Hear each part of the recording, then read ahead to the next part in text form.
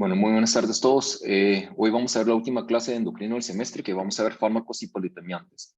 Y antes de empezar, ¿alguna duda con respecto a las clases anteriores, a la materia que revisaron para el examen?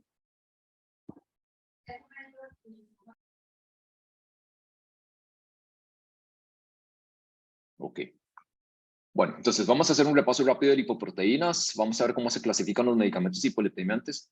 Y de cada uno de los diferentes grupos terapéuticos vamos a ver sobre todo mecanismo de acción, efectos adversos, indicaciones y contraindicaciones, que es más o menos la misma estructura que hemos estado repasando de todos los diferentes medicamentos que hemos visto en mis clases. Entonces, lo primero aquí, para repasar rápidamente el metabolismo de lipoproteínas, acuérdense que nosotros tenemos una vía endógena de síntesis de colesterol y una vía exógena. La vía exógena básicamente es la parte dietética.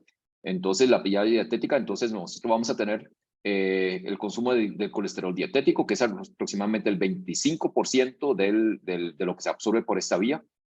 Y luego vamos a tener secreción de ácidos biliares. Estas sales biliares permiten entonces ligar ese colesterol, permite reabsorberlo, y una vez que se absorbe, entonces los lípidos se ensamblan en kilomicrones, que estos kilomicrones entonces se metabolizan por la lipoproteína lipasa, quedando remanentes de kilomicrón, que luego terminan siendo atrapados por los receptores de LDL a nivel hepático. Y en la vía endógena de síntesis de colesterol, ahorita vamos a ver los mecanismos bioquímicos, pero básicamente el colesterol lo que va a ensamblar son moléculas de VLDLs. Estas moléculas de VLDL, entonces, por medio de la lipoproteína lipasa o de la lipasa hepática, va a ir perdiendo triglicéridos para luego formar remanentes de VLDL o IDLs, ¿okay? Que es lo mismo. Del IDL, a través de las mismas enzimas, pasamos a LDL, y el LDL es capturado por el receptor de LDL que está en el hígado y a nivel de los tejidos periféricos también. ¿Ok? Entonces, básicamente lo que nosotros hacemos es, hay varias enzimas que son críticas en este paso. Entonces tenemos la lipoproteína lipasa, y como les mencionaba, la lipoproteína lipasa lo que hace es sacar triglicéridos de las moléculas de lipoproteínas para pasarlos ya sea al tejido, que el tejido lo puede utilizar como ácidos grasos libres, como sustrato energético para la beta oxidación, o incluso, por ejemplo, el tejido adiposo para que lo pueda almacenar. Entonces, al quitar las moléculas, a ver, antes de eso, ¿qué características tiene la molécula de VLDL? ¿En qué es rico cargado? ¿En colesterol o en triglicéridos? ¿Alguien recuerda? Triglicéridos. Triglicéridos predominantemente, ¿verdad? Y conforme le vamos sacando triglicéridos, de manera proporcional, la cantidad de colesterol que va quedando cada vez es mayor. Entonces, VLL tiene más triglicéridos que colesterol. Luego, el remanente va a tener un poco menos de triglicéridos y el LDL va a tener todavía menos triglicéridos. Entonces, esta lipoproteína lipasa básicamente lo hace a nivel del tejido periférico, está en el endotelio vascular, pero a nivel del hepático tenemos también la lipasa hepática, que termina haciendo el mismo efecto. Okay. Entonces, lo otro a recordar aquí es que cada una de estas lipoproteínas tienen diferentes apoproteínas. Entonces, a pesar de que los kilomicrones y las moléculas de VLDL y LDL comparten la cantidad de colesterol y triglicéridos que transportan, entonces la gran diferencia que van a tener en ellas tiene que ver con las lipoproteínas. Entonces, cuando el hígado secreta VLDLs, cada molécula VLL tiene una sola molécula de ApoB100, y esta ApoB100 permanece intacta durante todo el metabolismo. Es decir, este ApoB100 va a permanecer aquí. Cuando la lipoproteína lipasa le saca triglicéridos y queda remanente VLL, queda siempre con una molécula de ApoB100. Y luego, cuando le sacan otra vez triglicéridos para quedar en el LDL, mantiene esta apoproteína. Entonces, cuando nosotros medimos niveles de ApoB100, realmente estamos midiendo la cantidad de partículas que son aterogénicas, la cantidad de partículas que contienen colesterol y que pueden contener triglicéridos. Entonces, realmente estamos midiendo la cantidad de partículas de VLDL, remanentes de VLDL y LDL. Los kilomicrones tienen una apoproteína que es diferente, que es la ApoB48. Es una forma truncada de la ApoB100. ¿Okay? Y las moléculas de HDL tienen otras apoproteínas que son predominantemente ApoA1 y ApoA2. ¿Okay? Y hay otro de estos que vamos a mencionar con alguna frecuencia un poquito más adelante, que es el ApoC3. Y el ApoC3 lo que hace es inhibirnos, aquí está el ApoC, inhibirnos la acción de la lipoproteína lipasa. Ya vamos a ver esto con un poquito más de detalle cuando hablemos de fibratos. Okay. Y al final de cuentas, el desenlace, ajá, sí, Una pregunta, ¿cuál era la de los clomicrones, perdón? ApoB48. Gracias. Ok. Y al final de cuentas, ¿cuál es la repercusión que va a tener niveles altos de LDL o niveles altos de colesterol? ¿Cuál es la consecuencia? ¿Por qué tratamos dislipidemias? Por el riesgo que implica la aterosclerosis, una vez que progresa puede llevar a riesgo cardiovascular. Ok, básicamente por los eventos cardiovasculares. Entonces, cuando nosotros tratamos dislipidemia, ¿qué es lo que queremos prevenir? ¿Verdad? Que el colesterol salga más bajo o que eso nos lleve a que tenga menos eventos cardiovasculares.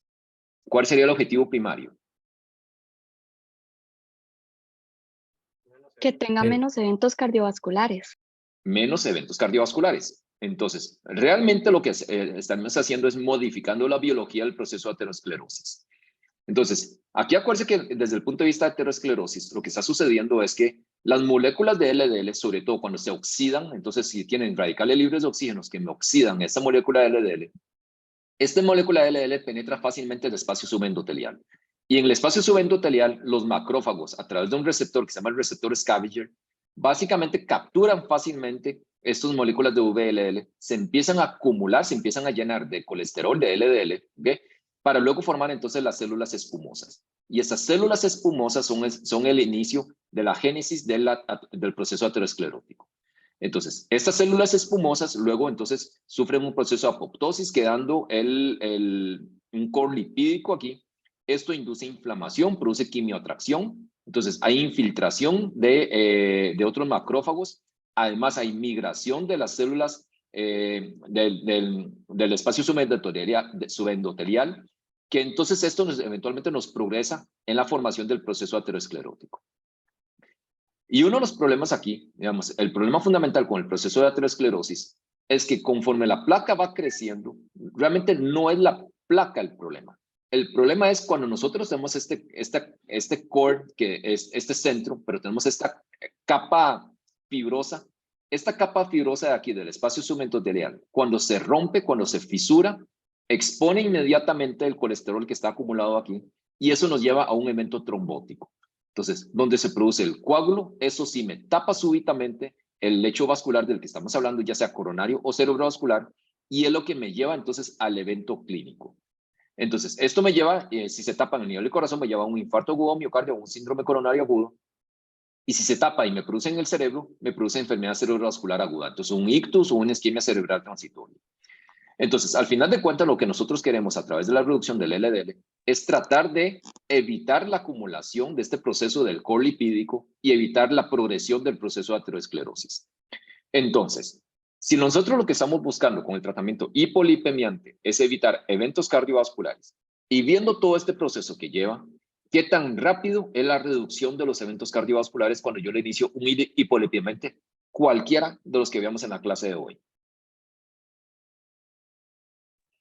No tan rápido. No tan rápido. Usualmente, ¿cuánto dura? Tal vez como semanas o meses. Meses, ¿verdad? Usualmente cuando nosotros el otro año veamos la parte clínica, la separación de curvas de eventos, o sea, entre darle placebo y darle un hipolipemiante, cuando vemos la curva de eventos cardiovasculares, la mayoría de las veces las curvas se empiezan a separar después del sexto mes. Entonces, esto requiere varios meses para poder modificar la biología de la placa de aterosclerosis. La segunda pregunta aquí es entonces, ¿cuánto tiempo tengo que darle tratamiento hipolipemiante a este paciente? 6 semanas, 3 meses o de por vida. De por vida. De por vida posiblemente. Entonces, ¿qué ganamos en el paciente si le damos tratamiento hipolipemiante? El paciente se repite el perfil de lípidos en 3 meses y el perfil de lípidos en 3 meses viene normal y se quita el medicamento. ¿Qué ganamos con eso? ¿Cuál fue el beneficio que obtuvimos? Que aumenta el riesgo cardiovascular en ese caso. ¿Por qué? ¿Por qué va a aumentar el riesgo? Porque perderíamos el beneficio del tratamiento, que es disminuir bueno, en este caso el colesterol, ¿verdad? Entonces, en ese caso aumentaría el LDL, se depositaría, perdón, más en el espacio subendotelial y aumentaría el riesgo de un evento cardiovascular. Ok, pero digamos, el nivel de LDL vuelve a aumentar a los niveles previos de tratamiento, pero no van a subir más allá, digamos, no hay un efecto rebote, por llamar de alguna forma, sino que vuelven a los niveles basales y por lo tanto su riesgo cardiovascular vuelve a como estaba anteriormente, ¿cierto? Entonces no es un aumento, ¿verdad? Es que perdemos el efecto protector de la estatina, ¿ok? Entonces, logramos algo con que el paciente tome 3 meses de tratamiento, nada más. No, Nada, ¿verdad? Entonces, eso es una práctica muy común que ustedes lo van a ver el día de mañana en la práctica del día a día. Le dan tratamiento por 3 meses, le suspenden y realmente eso no ganamos absolutamente nada. Por eso es que la decisión de iniciar un hipolipemiante es importante, porque una vez que lo iniciamos hay que pensar en que posiblemente lo vamos a tratar de mantener de por vida. Y a mayor tiempo de exposición, el beneficio va a ser mayor.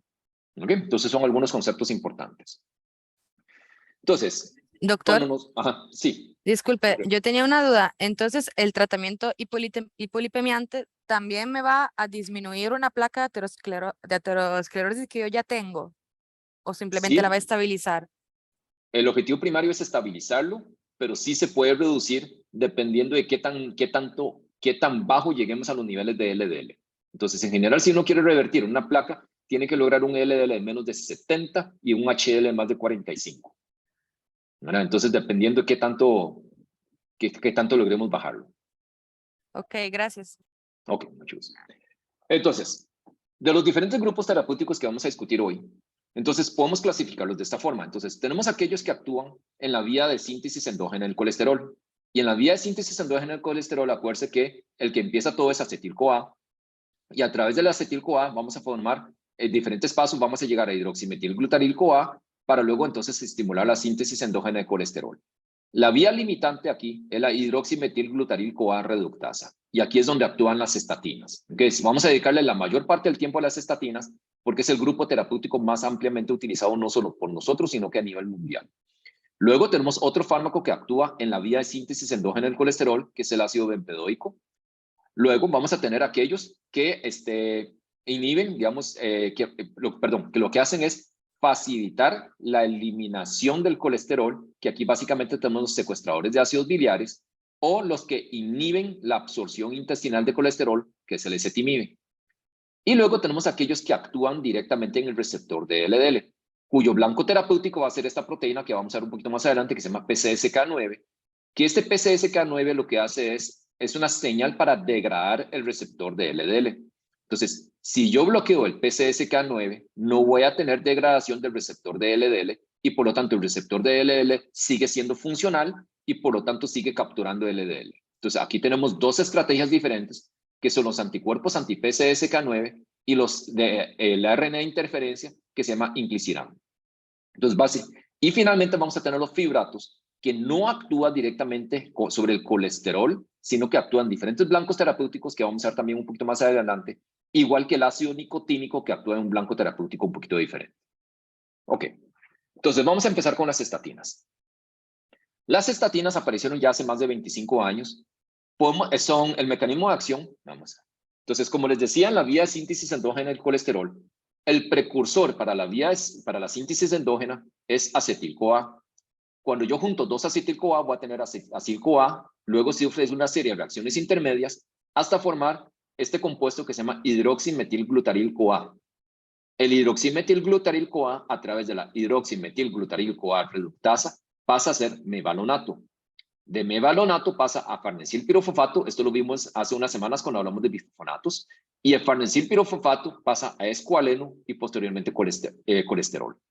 Entonces, la vía limitante en esta vía de síntesis endógena del colesterol termina siendo esta enzima que es la hidroximetilglutaril-CoA reductasa. Entonces, las estatinas lo que hacen es inhibirme la acción de esta enzima. Y al inhibir la acción de esta enzima, bloqueamos la síntesis endógena en este paso y por lo tanto, si no hay farnesilpirofosfato, no hay escualeno y no hay síntesis endógena en el colesterol. Entonces, esto sucede en el hepatocito. Si los niveles de colesterol intracelular en el hepatocito empiezan a disminuir, ¿qué va a pasar con la expresión de receptores de LDL por parte del hepatocito? Aumentan. Aumentan, ¿verdad? Entonces, aumenta la expresión de los receptores de LDL, empieza a capturar LDL periférico, ¿y qué va a pasar con los niveles de LDL circulantes? Disminuyen. Disminuyen. Si yo estoy disminuyendo, si estoy bloqueando la vía de síntesis endógena del colesterol, ¿qué va a pasar con la producción de VLDLs?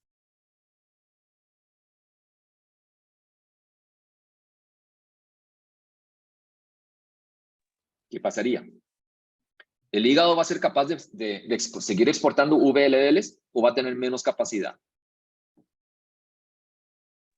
Menor capacidad. Menor capacidad. Entonces voy a tener menos producción de VLDLs, entonces voy a tener menos sustrato para conversión de VLD hacia IDL y luego hacia LDL, y además voy a capturar más LDL, ¿verdad? Entonces, evidentemente los niveles de LDL disminuyen. ¿Y qué pasaría con los niveles de triglicéridos?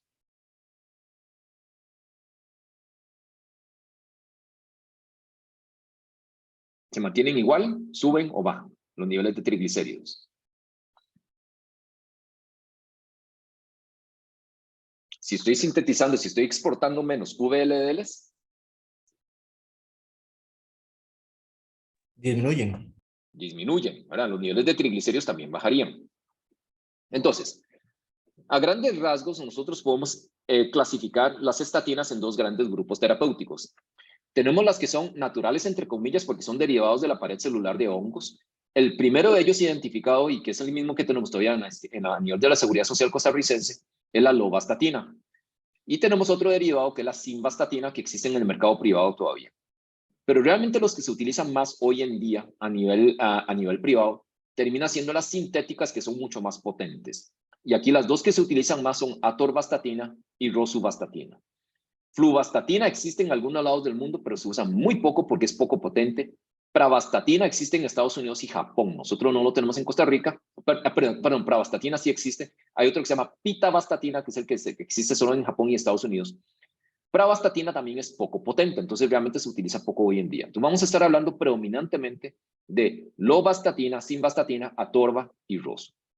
Entonces, como le mencionaba, el mecanismo de acción termina siendo inhibiendo la vía limitante, la enzima limitante de la vía de síntesis endógena del colesterol, que es la hidroximetilglutaril-CoA reductasa.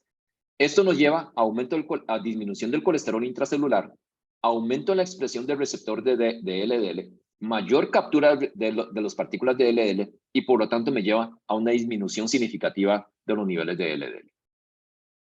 ¿Ok?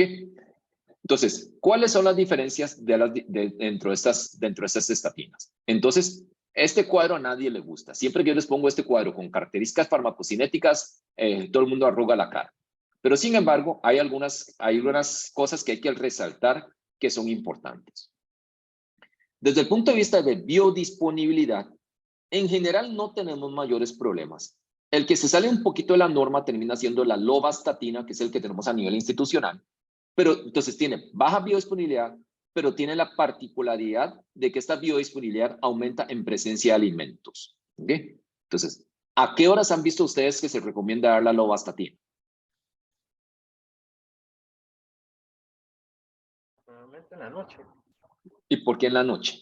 ¿Por qué se recomienda en la noche? Efectivamente se recomienda dar en la noche, pero ¿por qué? O sea, según lo que yo he leído es que existe como una especie de pico en la parte del la síntesis del colesterol, al parecer. Entonces se da en la noche ahí, pero no sé qué tan confiable puede ser Sí, como esa parte. Entonces, ok, efectivamente es porque se supone que la vía de síntesis endógena del colesterol es un poco más activa en la noche, ¿verdad? Entonces por eso se da en la noche para que coincida con con la inhibición de la vía de síntesis endógena del colesterol. Pero sería en la noche, ¿hora sueño o sería con la cena? Con la cena. Debería ser con la cena, ¿verdad? Entonces, lovastatina deberíamos estar hablando con la cena, los otros, ¿verdad? No importa. Entonces, no importa si es con la cena o a la hora de acostarse. Rosuvastatina tiene una vida media muy prolongada que le permite administrarlo una vez al día, no importa la hora. Entonces, incluso puede ser en las mañanas. Pero todos los demás, la recomendación usualmente es en la noche, ¿verdad? Después de la cena, en cualquier momento, y la lovastatina debería ser con la cena. Luego, la segunda característica aquí es que todos tienen una cantidad de excreción renal que no es del todo insignificante, y el que tiene menor eliminación renal termina siendo la atorvastatina. Y por consiguiente, la atorvastatina también es la que tiene mayor eliminación fecal, ¿verdad? Entonces, esa es la relación inversa. Entonces, si yo tengo a alguien que tiene insuficiencia renal crónica, ¿verdad? ¿Cuál es el que no requiere ajuste de dosificación? Atorvastatina. Atorvastatina, ¿verdad? Porque es el que tiene menos eliminación renal. Los demás no quiere decir que estén contraindicados en insuficiencia renal, sino que requiere ajuste de dosificación. Entonces, los que tienen mayor eliminación renal, como pravastatina y simvastatina, hay que bajar la dosis a la mitad cuando el aclaramiento de creatinina cae por debajo de 60 cc por minuto. Y los otros, lovastatina, fluvastatina y rosuvastatina, se reduce la dosis a la mitad cuando el aclaramiento cae por debajo de 30 cc por minuto. ¿Okay? Entonces se empieza con la mitad de la dosis usual y la dosis máxima en la mitad de la usual. Por ejemplo, lovastatina, la dosis máxima son 80 miligramos diarios. Entonces, si yo tengo a alguien que tiene 25 cc por minuto de aclaramiento de creatinina, ya la dosis máxima no es 80, sino es 40 miligramos. Y la dosis inicial usual es 20 miligramos, y en ese caso empezaríamos con 10 miligramos una vez al día. Entonces, simvastatina, por ejemplo, la dosis máxima son 40 miligramos. Cuando yo tengo a alguien que tiene un aclaramiento de creatinina, por ejemplo, en 45 cc por minuto, ya debería ser 20 miligramos la dosis máxima entonces. ¿Ok? Quedamos claros con ese concepto. Entonces, no es que estén contraindicados en insuficiencia renal, sino lo que requiere es ajuste de dosificación. Entonces, Simva y Prava, ajuste de dosificación cuando el aclaramiento cae por debajo de 60. Lova, Fluva y Rosu cuando el aclaramiento cae por debajo de 30 cc por minuto. ¿Ok? Luego, desde el punto de vista de unión a proteínas, todos tienen una alta unión a proteínas, excepto pravastatina. Entonces, la posibilidad de que me den interacciones desde el punto de vista de desplazamiento de la unión a proteínas es menor con pravastatina. ¿Cuál interacción es relevante en ese sentido por desplazamiento de proteínas? ¿Cuál han visto en otras clases de fármaco?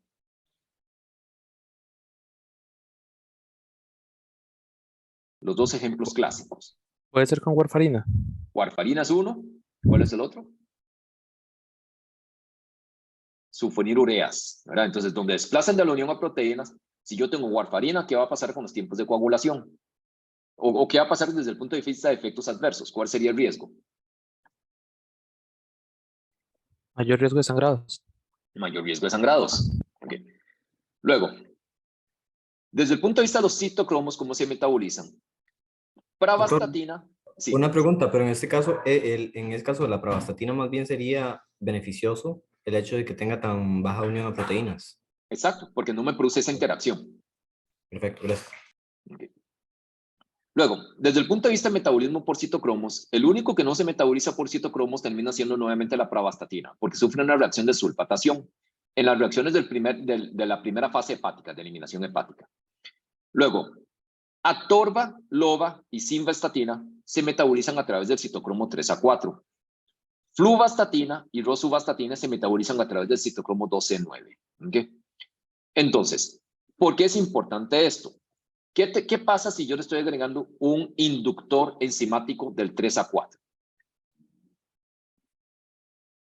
Va a haber menos concentración de la lovastatina o de la estatina en sí por efecto de que está metabolizando más. Ok, entonces, ¿y qué va a pasar desde el punto de vista clínico? Menos efecto, menos eficacia. Menos eficacia, ¿ok?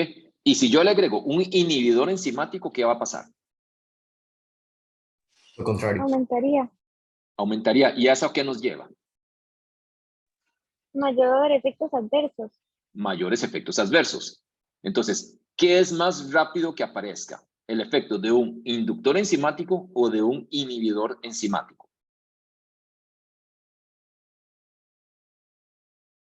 Un inhibidor. De un inhibidor, porque yo ya tengo la enzima ahí, viene el inhibidor, actúa inmediatamente sobre la enzima y tenemos que se inhibe el metabolismo y aumentan los niveles séricos y empezamos a tener los efectos adversos. En cambio, un inductor enzimático, ¿verdad?, va a durar un rato, ¿verdad?, en aumentar la expresión de la enzima. Entonces, a pesar de que nosotros podemos tener cuidados, La mitad de las drogas que nosotros utilizamos se metabolizan por este citocromo, por el 3 a 4. Y tenemos diferentes inhibidores del 3 a 4 que son de uso muy común. Entonces tenemos, por ejemplo, imidazólicos, fluconazol, itraconazol, ketoconazol. Tenemos macrólidos como eritromicina, claritromicina, inhibidor de bomba de protones como omeprazol, lansoprazol, bloqueadores de calcio no dihidropiridinas, entonces verapamilo, diltiazem, antidepresivos como fluoxetina, venlafaxina, paroxetina, inmunosupresores como ciclosporina y tacrolimus, jugo de toronja también produce un inhibidor del 3 a 4. Entonces vea que esto es de uso muy común. Entonces, si yo tengo a alguien, por ejemplo, utilizando, qué sé yo, lovastatina o atorvastatina, por decir algo. Entonces, yo puedo hacer que como médico tenga el cuidado de no prescribirle nada de esto. Pero resulta que la paciente empieza con epigastralgia, se va para donde la vecina, se lo comenta a la vecina, y la vecina dice, mira, a mí me quedaron estas pastillas que me dieron en la caja, estas omeprazol, tómatelas. ¿Ok? Entonces, o está con un cuadro gripal y la vecina o la tía le quedó unas claritromicina y tómatelas claritromicina. O se va para la farmacia porque, mire, veas que tengo unos hongos en las uñas y me dieron fluconazol. ¿Ok? O van al Levi's, no hacen una buena historia clínica, la paciente está deprimida y le agregan fluoxetina. ¿Ok? Entonces vean que son medicamentos de uso muy, muy, muy común. ¿Ok? En cambio, los que se metabolizan a través del 2C9, que son fluvastatina y rosuvastatina, aquí los dos, el inhibidor clásico, el 2C9, termina siendo amiodarona. Y aquí sí es mucho menos probable que alguien tome amiodarona por cuenta propia o alguien le prescriba amiodarona, ¿verdad? Entonces, usualmente cuando el que prescribe amiodarona termina siendo internistas o termina siendo el cardiólogo. Entonces, el riesgo de interacciones aquí es menor. ¿Ok? Los mismos tres que se metabolizan a través del 3 a 4 tienden a ser más lipofílicos. Y esto tiene importancia porque al ser más lipofílicos, penetran más fácilmente el sistema nervioso central y pueden producir como efecto adverso pesadillas. ¿Okay? En cambio, Prava, Fluva y Rosu son más hidrofílicos y producen menos pesadillas como efectos adversos.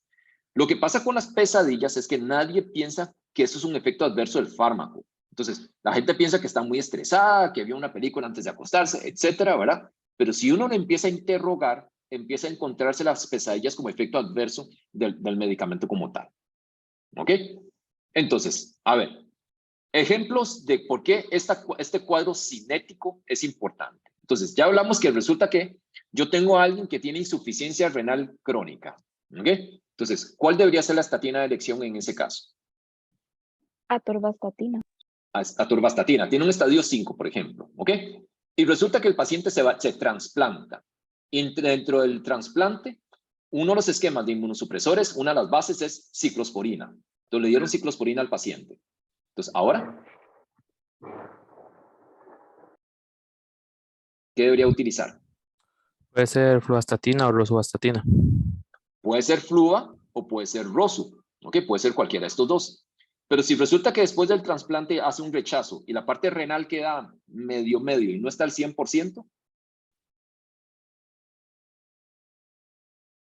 ¿cuál sería la elección?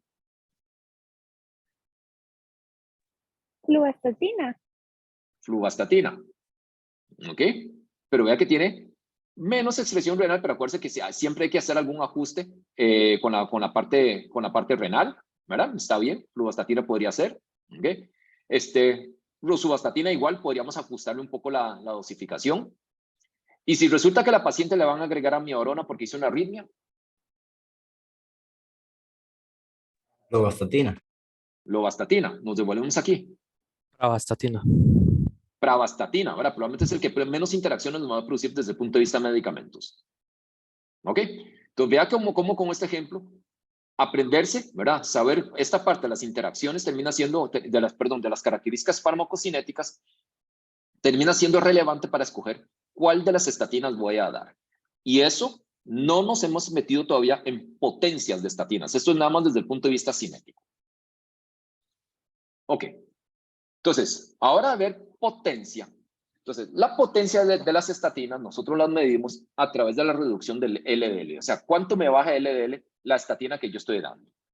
Entonces, uno de los conceptos aquí fundamentales es Cuando yo duplico la dosis de la estatina, yo no logro duplicar el efecto hipolipemiante. Es decir, si 10 miligramos de medicamento X me baja 15% el LDL, cuando yo lo subo a 20 miligramos, no voy a duplicar la eficacia, no voy a tener 30% de reducción de LDL, sino que cada duplicación de la dosis de la estatina me confiere un beneficio adicional de una reducción de un 7 a un 8% en el nivel de LDL, entre 7 y 8%.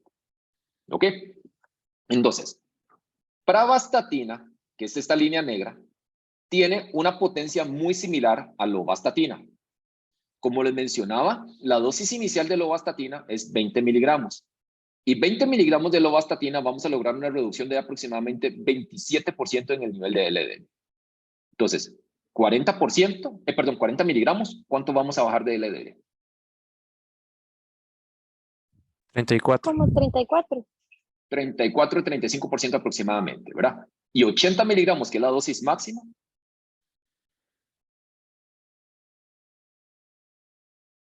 ¿Cuánto bajaría Como el LDL? 41. 41, 42, 43% aproximadamente. ¿Ok? Luego, simvastatina es un poquito más potente que lovastatina y pravastatina.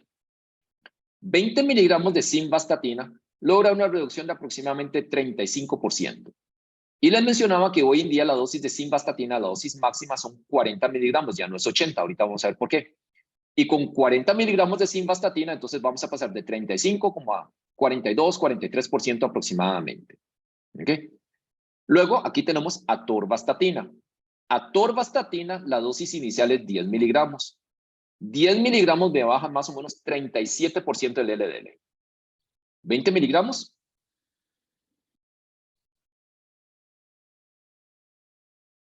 ¿Cuánto bajía 20? 44, 45. 44, 45. 40 miligramos.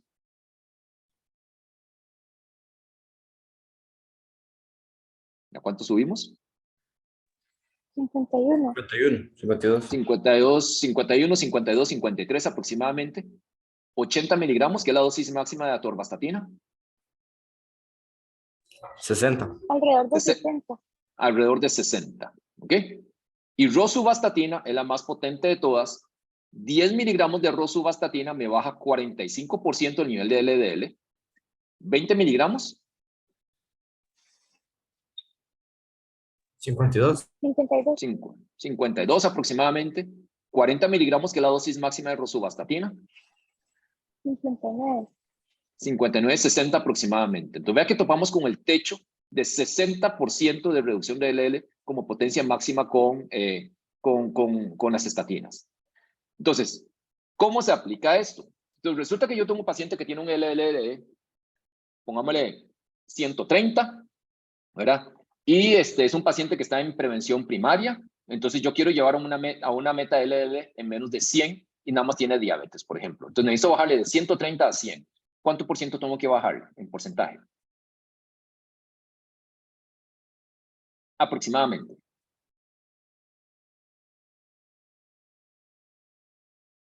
A ver, ¿cuánto es 30 de 130? 130 menos 100 es 30. ¿Verdad? 30 de 130. ¿Cómo cuánto es? 39. 39%. ¿Tanto? ¿No? No, como un 25%. Más o menos como un 25%. Entonces, yo necesito bajarle a este paciente un 25%. ¿Cuál estatina le puedo dar? Si necesito bajarle un 25% del LDL. Pravastatina. Prava, pero ya hablamos que Prava no hay en el país. Entonces, en lugar de Prava, ¿cuál estábamos usando de ejemplo aquí? Lovastatina. Lovastatina. Entonces, ¿y cuál es la dosis que debería darle de lovastatina si quiero bajarle por lo menos ese 25%? 20. 20. Por lo menos 20 de lovastatina. Pero le puede dar 10 miligramos de rosuvastatina.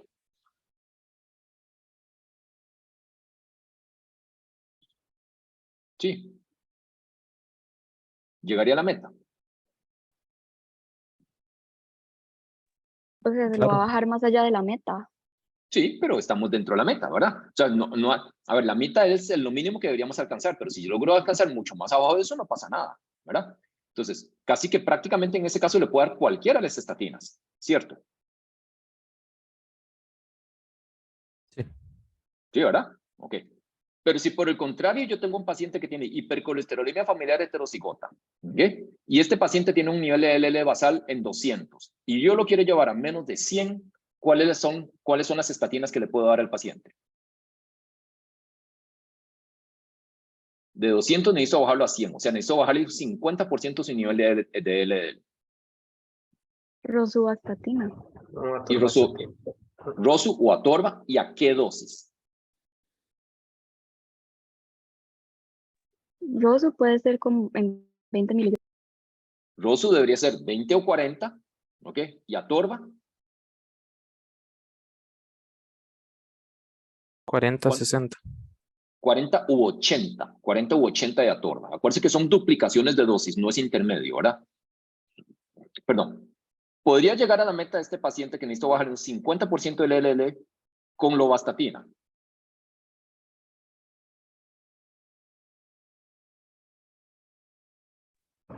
Difícilmente. No. Difícilmente, ¿verdad? Entonces, ya hablamos que lo más que vamos a lograr con lovastatina es aproximadamente 40-43% en la reducción del LDL, ¿ok? Entonces, ese es otro ejemplo, entonces, según la magnitud que yo quiera reducir del LDL, cómo escoger la estatina y ahora basado en el Doctor. efecto farmacodinámico. Sí. Una consulta, porque existen dosis de 80 miligramos, bueno, se puede dar 80 miligramos de lovastatina, si realmente como el efecto en el LDL no va a ser como tan marcado. O sea, el que sí se puede dar esa dosis es por algún motivo. Sí, porque si va 80 miligramos va a ser más efectivo que 40, ¿verdad? Entonces no es que no va a lograr mayor ganancia, es que la ganancia es lo que es esperable, en el sentido de que cada vez que yo duplico la dosis voy a tener un 8% adicional de reducción de LDL nada más, ¿verdad? Pero si estamos de acuerdo que si yo tuviera las otras estatinas más potentes, en lugar de que tome 4 tabletas de 20, mejor le doy una tableta de 10 miligramos de rosuvastatina y tengo casi que la misma potencia. Ok, perfecto, gracias. Doctor, y una pregunta relacionada con eso. Dar esas 4 tabletas de lovastatina no puede generar más efectos adversos que una de otra, más Ok, potentes. ya ahorita entramos a efectos adversos, ya ahorita vamos a discutir eso. Ok. ¿Dudas con esta parte farmacodinámica, con la parte del efecto sobre el LDL? Ok. La otra parte de esta parte farmacodinámica tiene que ver con el efecto sobre el HDL. Y el efecto sobre el HDL no va de la mano del efecto sobre LDL. Y aquí lo podemos ver. Estos son diferentes estatinas nuevamente, y esto es el efecto sobre HDL. Y podemos ver que el que produce más aumento de HDL es rosuvastatina, que 10 miligramos produce un promedio de aumento de 7% y 20-40 miligramos 9%. La segunda más potente en aumentar HDL es simvastatina. Atorvastatina tiene un comportamiento paradójico donde dosis bajas producen más aumento de HDL y las dosis altas producen menos aumento de HDL. No es que me reduce HDL, es que el aumento que produce sobre el HDL termina siendo menor. Entonces, ese es otro factor que incide. Entonces, de repente, si yo tengo a alguien que tiene un HDL muy bajo y quiero aumentar el HDL, probablemente la estatina de elección sería rosuvastatina. Esto es porcentajes en riesgo, en porcentajes relativos. Es decir, si el paciente tiene 40 miligramos por decilitro, aumentarle 10% es pasarlo de 40 a 44, ¿verdad? Y si yo lo que le aumenté con 80 miligramos de atorvastatina es un 2%, es pasarlo de 40 a 40.8, ¿verdad? En términos de miligramos por decilitro, para que tomen en cuenta estas pequeñas diferencias, ¿ok? Entonces, estas estatinas nosotros los podemos clasificar, van a estar escuchando mucho, en intensidades. Y estas intensidades se refieren a cuánto me baja el LDL. Entonces, se clasifican en estatinas de alta intensidad aquellos que me reducen al menos un 50% del LDL, intensidad moderada entre un 30 y un 50%, y baja intensidad menos del 30% de reducción de LDL. Entonces, intensidad alta, ¿verdad? Entonces, los que me logran reducir al menos 50% del LDL, ya lo vimos aquí, que va a ser las dosis altas de Rosu y atorva. Entonces son Rosu 20 y 40 y atorva 40 y 80. Potencias intermedias, entonces intensidad moderada en reducción del LDL. Las dosis bajas de atorva y Rosu, entonces atorvastatina 10 y 20, rosuvastatina 5 y 10 miligramos. Aquí tenemos simvastatina entre 20 y 40 miligramos y lovastatina 40 miligramos. Y estatinas de baja intensidad, o sea, aquellos que me reducen menos del 30% del LDL, simvastatina 10, lovastatina 20. Vamos a ver el otro año que realmente bajo ninguna circunstancia se recomiendan estatinas de baja intensidad, ¿verdad? Entonces, la decisión es entre darle una estatina de intensidad moderada, una estatina de alta intensidad. Ok, ¿dudas hasta aquí antes de entrar a efectos adversos? Ok, entonces, desde el punto de vista de efectos adversos, digamos, lo más común terminan siendo dos. Uno, la parte muscular y la otra parte de la alteración de pruebas de función hepática. Entonces, la forma en que se lee estas gráficas es, esto es, en el eje de las X tenemos porcentaje de reducción de LDL. Entonces, lógicamente, donde yo le aumento la dosis de la estatina, me estoy moviendo en el eje de las X. En el eje de las Y es el porcentaje de pacientes que tienen una elevación de transaminasas, en este caso, 3 veces el límite superior. Entonces, ¿cuál debería ser la situación ideal? Que conforme yo aumente la dosis, ¿qué pasa con el riesgo de aumento de transaminasas? ¿Cuál es lo ideal? ¿Qué sería lo óptimo? Que permanezca como igual. ¿Ok? Entonces, ¿qué es lo esperable que veríamos en esta curva? Que esté así plano o que se nos esté yendo para arriba. Plana. Debería ser más plana. Entonces, en ese sentido, nosotros podemos ver cómo rosuvastatina termina teniendo el perfil más plano. Quiere decir que cuando se subió de 5 a 10 a 20 y luego a 40 miligramos, la incidencia de elevación de transaminasas en general permanece en menos del 0.5% de las ocasiones. En cambio, nosotros podemos ver que las otras estatinas, conforme le vamos aumentando la dosis, el riesgo de elevación de transaminasas es cada vez mayor. Entonces, por ejemplo, atorva cuando pasamos de 10 a 20 no hay mayor diferencia, pero ya cuando subimos a 40 aumenta y cuando subimos a 80 el riesgo de elevación de transaminasas es alrededor de un 2%. Lo mismo pasa con simvastatina, lo mismo pasa con lovastatina y lo mismo pasa con fluvastatina. Entonces, la pregunta que hacían hace un momento, si yo estoy aumentando la dosis de la lovastatina aquí, en esta línea morada, conforme voy aumentando la dosis, tengo más efectos secundarios, tengo más elevación de transaminasas, ¿es mejor aumentarle la dosis o pasarlo a una estatina, a una mayor potencia, a una dosis menor? ¿Qué dirían ustedes? Pasarlo a una estatina de mayor potencia. A una mayor potencia. Entonces, yo lo puedo pasar aquí, por ejemplo, si me está logrando aquí el 40% de reducción de LDL, esto es 80 miligramos de lova y esto es 10 miligramos de atorva. Entonces, yo lo puedo pasar a 10 miligramos de atorva y vea que el riesgo de elevación de transaminasa me pasa de 1.5% prácticamente a 0.1, 0.2%. ¿Ok?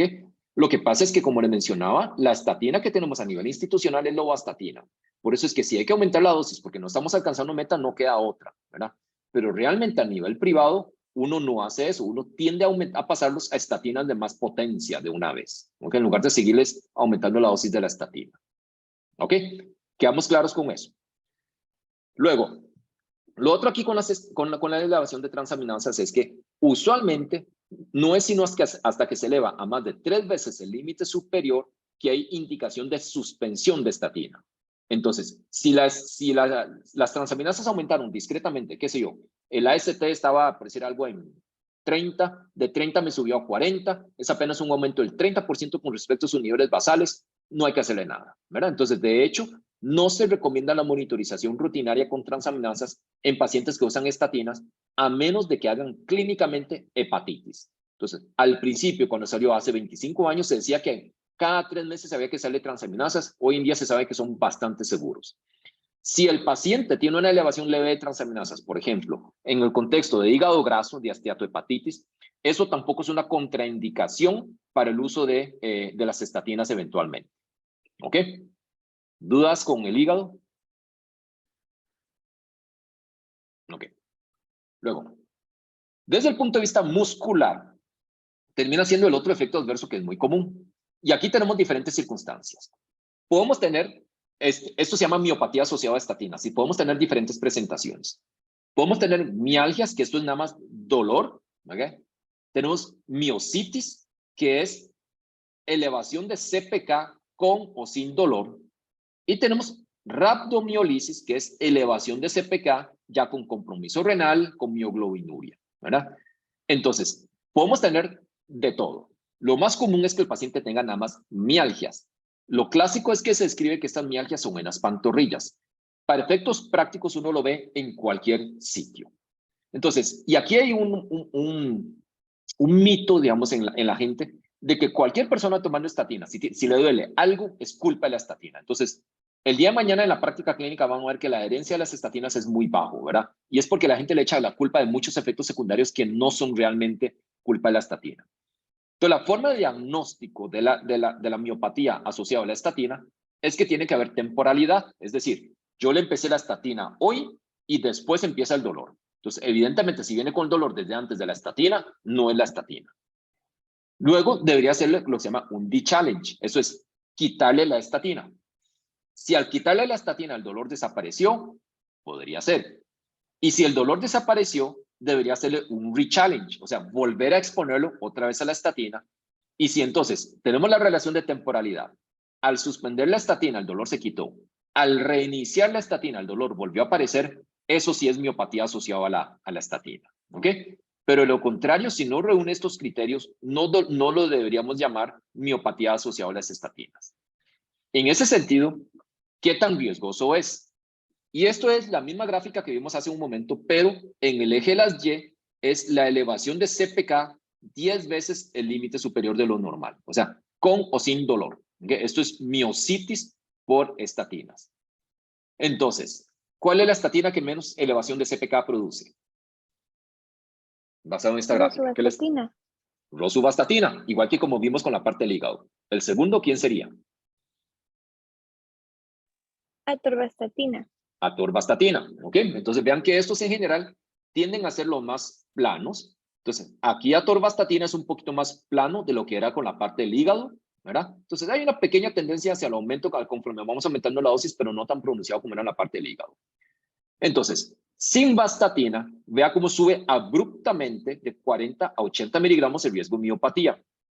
Por eso es que la FDA retiró los 80 miligramos de simvastatina, porque realmente para la potencia de la reducción de LDL, vea que aquí esta potencia de error de un 45-50% del LDL, el riesgo de miopatía era mucho más alto de lo que se logra alcanzar, de lo que se ve con atorva o con rosuvastatina.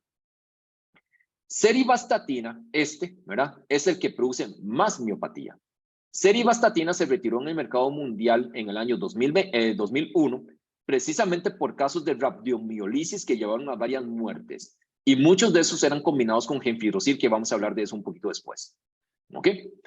Entonces hay que tener un poquito de cuidado con esta parte de los efectos adversos también. ¿Ok? ¿Dudas con la miopatía? ¿Qué hacemos si un paciente tiene una miopatía? Digamos, está tomando atorvastatina 40 miligramos, tiene la relación de temporalidad, hace el dolor muscular, quitamos la estatina, el dolor se quita, lo reexponemos y vuelve con el dolor. ¿Qué hacemos con ese paciente?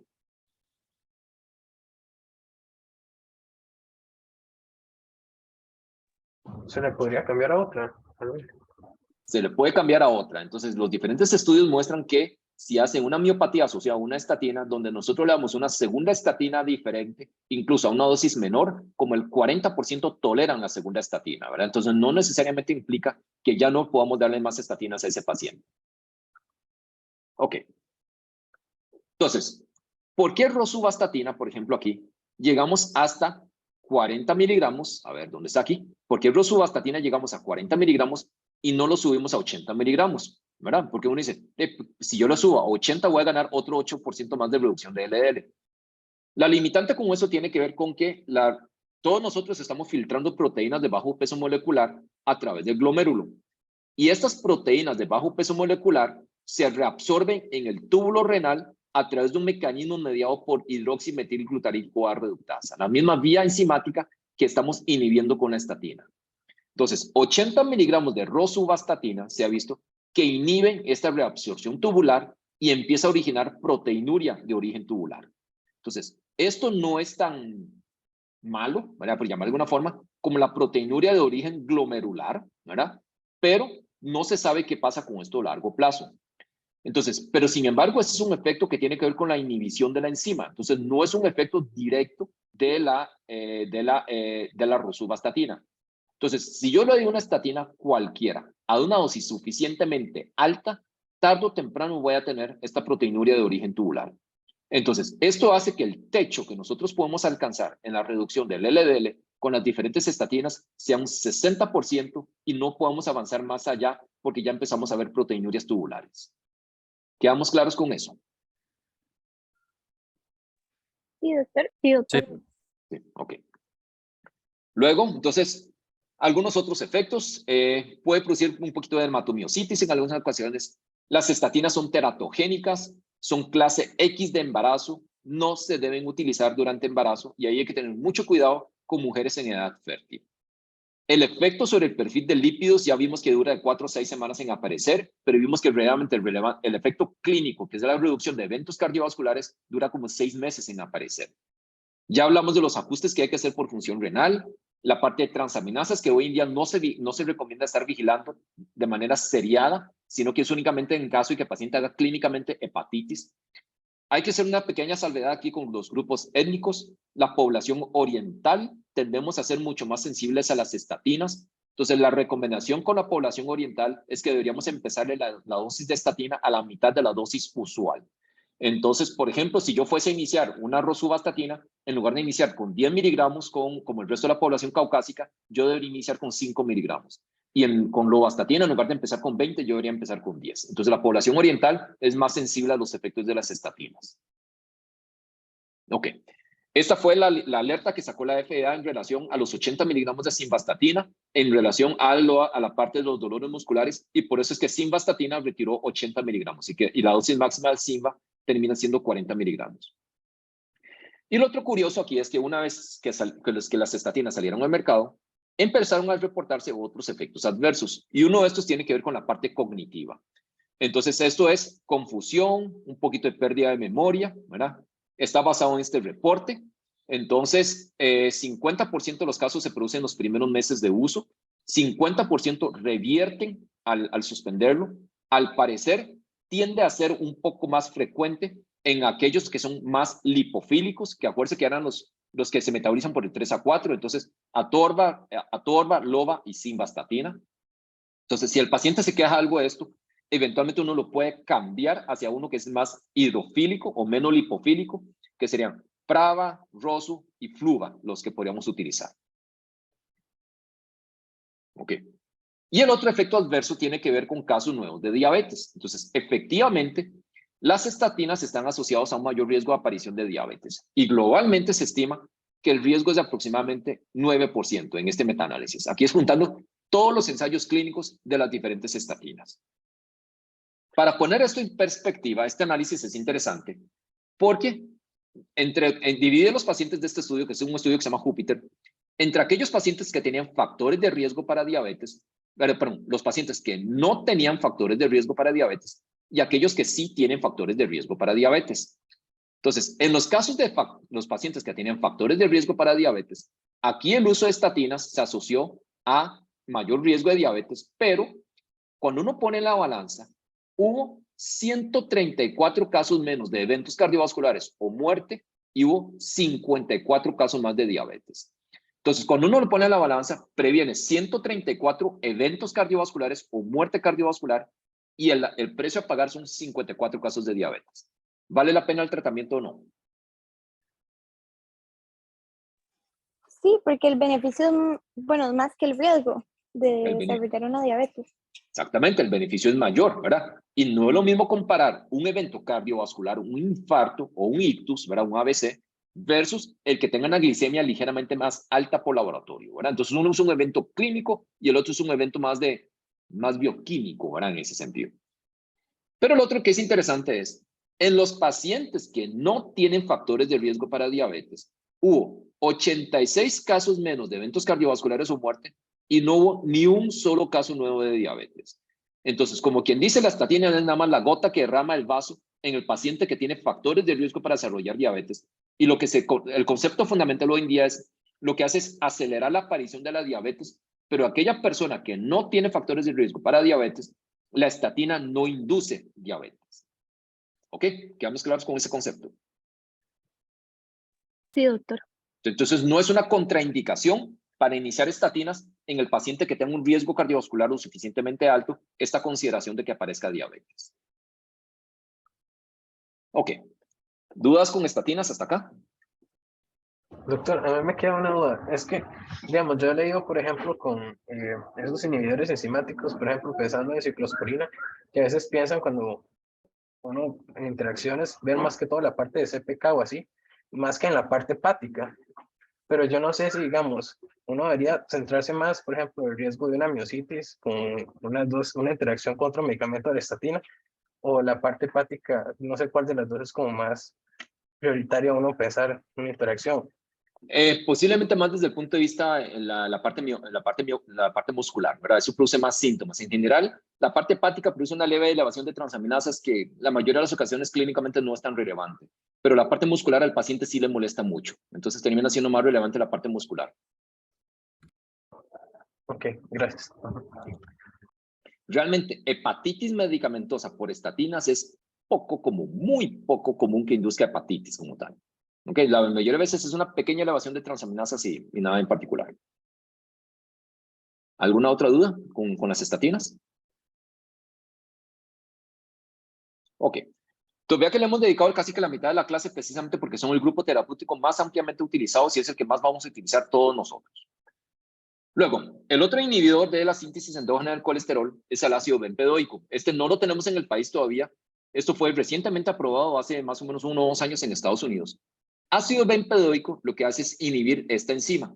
Inhibe la ATP citratoliasa, que esto es un precursor en la vía de síntesis endógena del colesterol. Entonces, lo que hace es pasar citrato a acetil-CoA.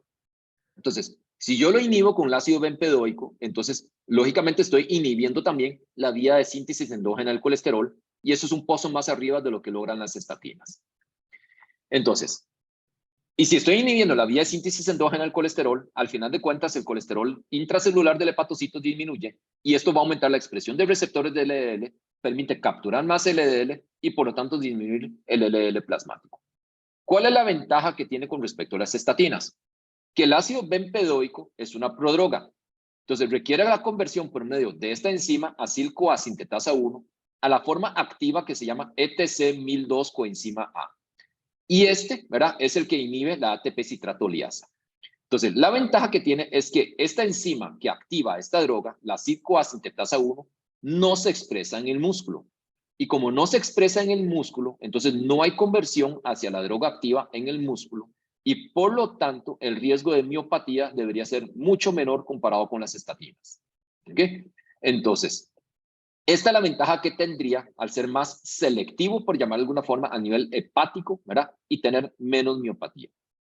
¿Cuál es el problema? El problema es que es muy poco potente. Entonces, la reducción del LDL es entre un 16 y un 20% apenas. ¿Ok?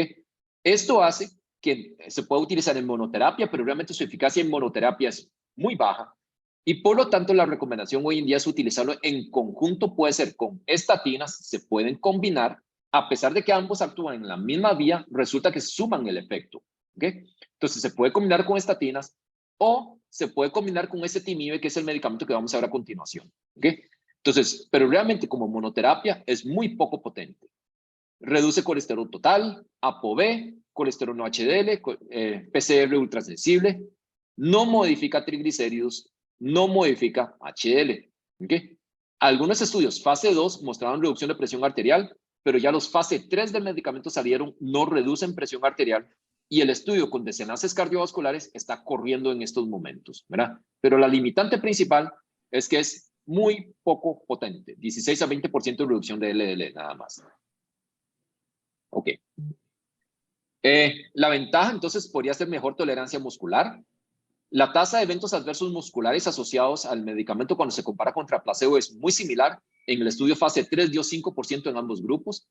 Puede haber una leve elevación de ácido úrico y hay casos reportados de ruptura de tendones, ¿verdad?, asociado al ácido bempedoico, sin que haya un mecanismo claro de por qué se produce esta ruptura del tendón. Ok. ¿Dudas con ácido bempedoico? Ácido bempedoico todavía no lo tenemos en el país. Ok.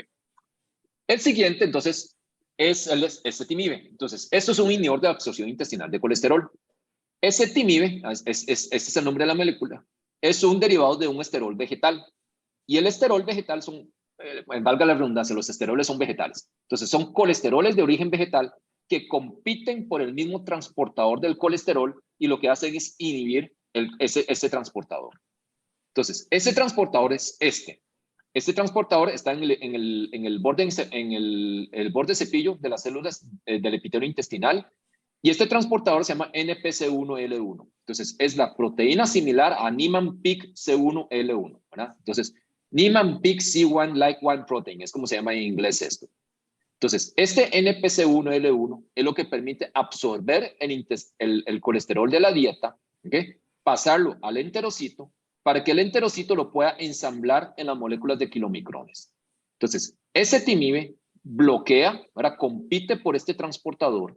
Al bloquearlo, no permite que haya absorción de colesterol de la dieta y por lo tanto no se ensambla en los kilomicrones y por lo tanto no hay absorción de colesterol. El mecanismo de acción es muy sencillo.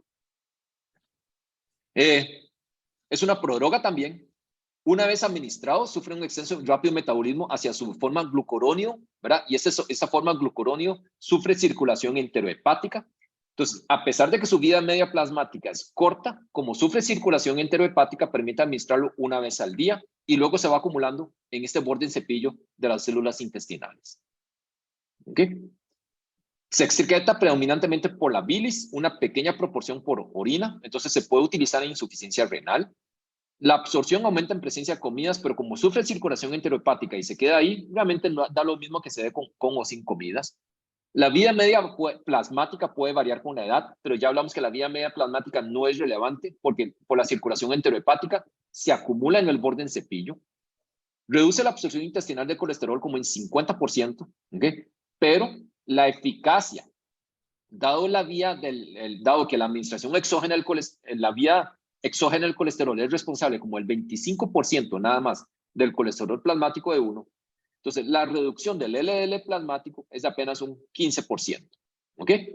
Entonces, cuando nosotros combinamos ezetimibe, por ejemplo, con el ácido bempedoico, la suma de los dos, 15 con 15, nos da una reducción de que esta tableta combinación fija reduce como un 30% aproximadamente el nivel de LDL. Entonces, hoy en día se puede utilizar ezetimibe en monoterapia, pero en monoterapia es poco potente, ¿okay? O se puede combinar con estatinas. Entonces, ¿cuándo combinaríamos con estatinas? ¿Qué pensarían ustedes?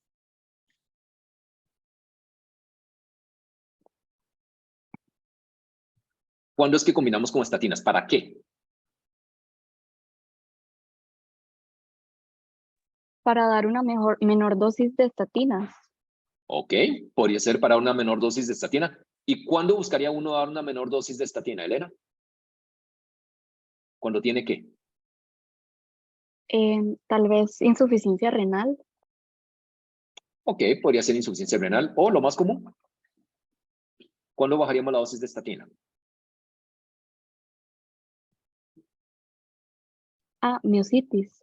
Miositis o efectos adversos, ¿verdad? Entonces, si tiene efectos adversos, nos permite bajar la dosis de la estatina y combinarlo entonces con el ezetimibe. ¿A cuánto equivale este ezetimibe en dosis de estatinas? ¿Qué pensarían ustedes? ¿A cuánto equivale este 15% de reducción de LDL? A cuadriplicar una dosis.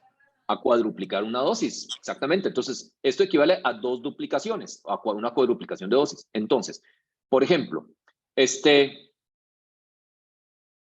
80 miligramos de atorvastatina, ¿ok?, tendría una eficacia muy similar a 20 miligramos de atorvastatina más ezetimibe, ¿cierto?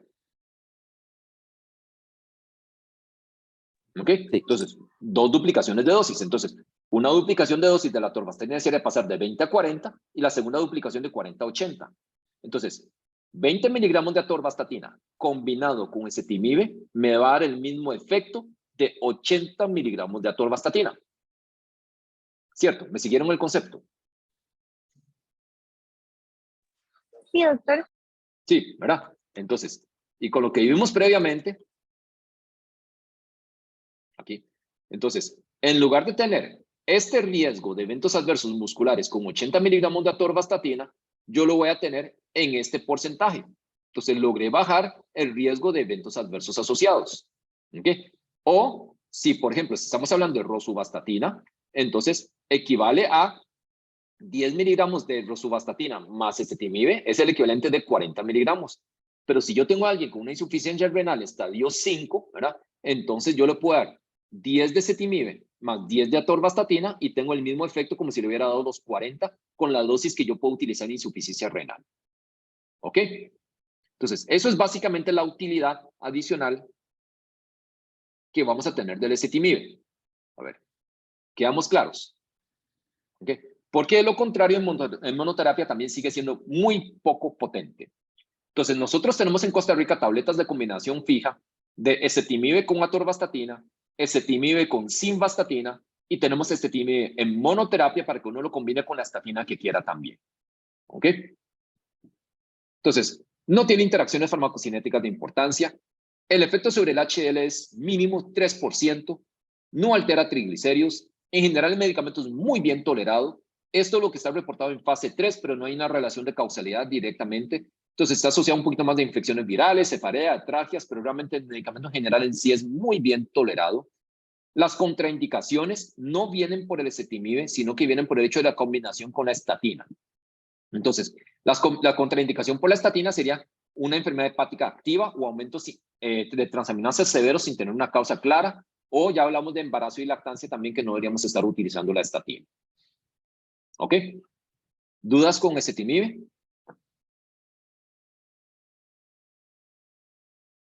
Ok.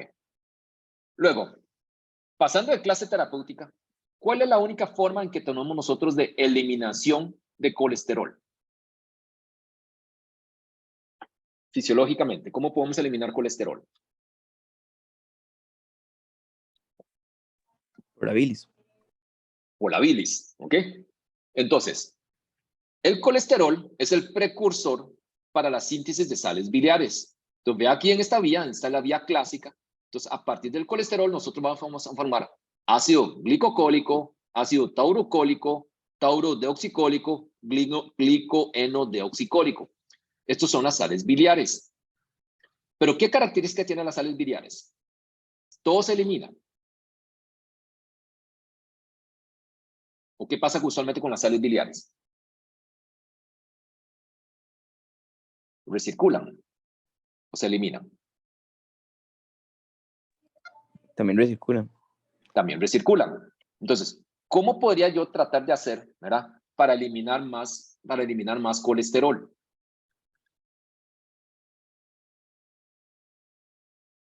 Bloquear la recepción, bloquear la reabsorción de sales biliares. Bloqueando la reabsorción de sales biliares. Entonces, eliminando más sales biliares para estimular la síntesis endógena de sales biliares, y al estimular la síntesis endógena de sales biliares, vamos a utilizar más colesterol como precursor y por lo tanto eliminamos más colesterol. ¿Cierto? Ahora, ¿me siguen el mecanismo? Entonces, esto es con un grupo de medicamentos que son las resinas captadoras de ácidos biliares.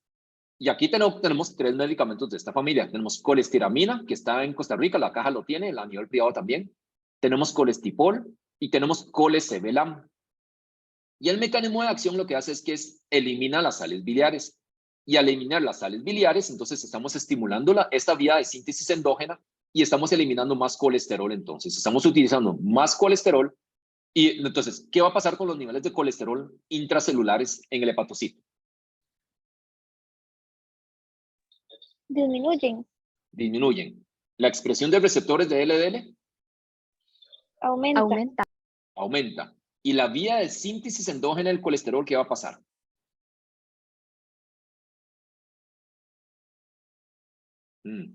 Ese no lo habíamos tocado, ¿verdad? Entonces, ¿qué va a pasar ahora?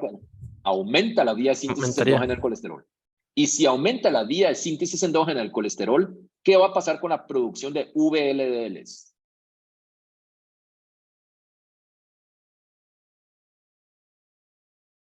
Aumenta. Aumenta. Y por lo tanto, ¿qué va a pasar con los niveles de triglicéridos? Aumenta, ¿verdad? Entonces, aumenta el receptor de LDL, ¿verdad? Reduce el colesterol total, reduce LDL, pero estamos estimulando la síntesis endógena del colesterol, estamos estimulando la liberación de partículas de VLDL, que ya hablamos de que esos son ricos en triglicéridos. Entonces, ¿cuál va a ser el efecto sobre el perfil de lípidos que nosotros vamos a ver? Entonces, colesterol total baja, LDL baja, triglicéridos sube y HDL es neutro, no me le está haciendo mayor cosa al HDL en este caso. ¿Ok? Entonces, reduce colesterol total, reduce LDL, aumenta triglicéridos. Estas resinas no se absorben en tracto gastrointestinal. Entonces, le da la ventaja de que sí se puede utilizar durante embarazo y lactancia. Es más, durante el embarazo, a ver, por aquí está. Durante el embarazo, ¿verdad? Tiene indicaciones no hipolipemiantes. Entonces, a ver, los que están llevando GINE, ¿para qué se usa entonces colestiramina durante el embarazo? ¿En qué tipo de patología? No hipolipemiantes, no lo estamos usando para lípidos. Colestasis intrahepática. Colestasis del embarazo. Entonces se utiliza para colestasis del embarazo porque justamente estamos favoreciendo la eliminación de sales biliares y como no se absorbe, esto es muy seguro para el feto. ¿Ok? Entonces, el problema es que la resina como tal tiene una gran cantidad de interacciones desde el punto de vista de absorción. Entonces, interacciona con la absorción de warfarina, de ácido fólico, de levotiroxina que hablamos hace unas semanas, de tiacidas. Entonces, esto hace que la indicación es que debemos separar la colestiramina al menos 1 hora de cualquier otro medicamento que se vaya a utilizar. Ni 1 hora antes de la colestiramina, ni 1 hora después. Entonces, ya desde el punto de vista de la administración del medicamento se vuelve un poco incómodo. Lo segundo es, acuérdense que las sales biliares se encargan de absorber grasas y drogas liposolubles. Entonces, si yo tengo menos sales biliares, voy a tener de alguna forma un poco de mala absorción de grasas.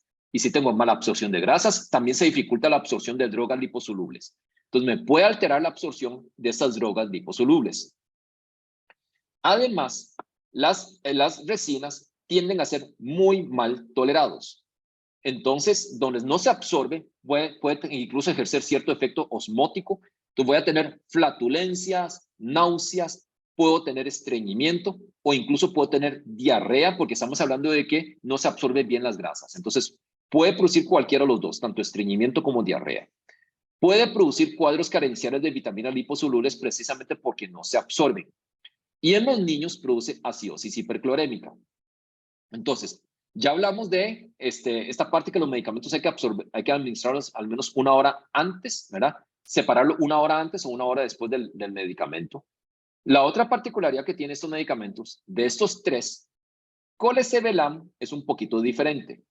Y la diferencia del Colesevelam es porque cuando nosotros vemos esto, la estructura química, Colesevelam es una estructura más ramificada. Al ser una estructura más ramificada, permite aquí, en estos espacios, fijar moléculas de agua. Y al fijar estas moléculas de agua, la parte de los efectos adversos gastrointestinales disminuye de manera significativa. Entonces, esta es la estructura de colestiramina, que es la que tenemos a nivel en Costa Rica. ¿Cómo podríamos hacer para que la colestiramina se tolere mejor entonces? ¿Qué pensarían? Con lo que acabamos de decir.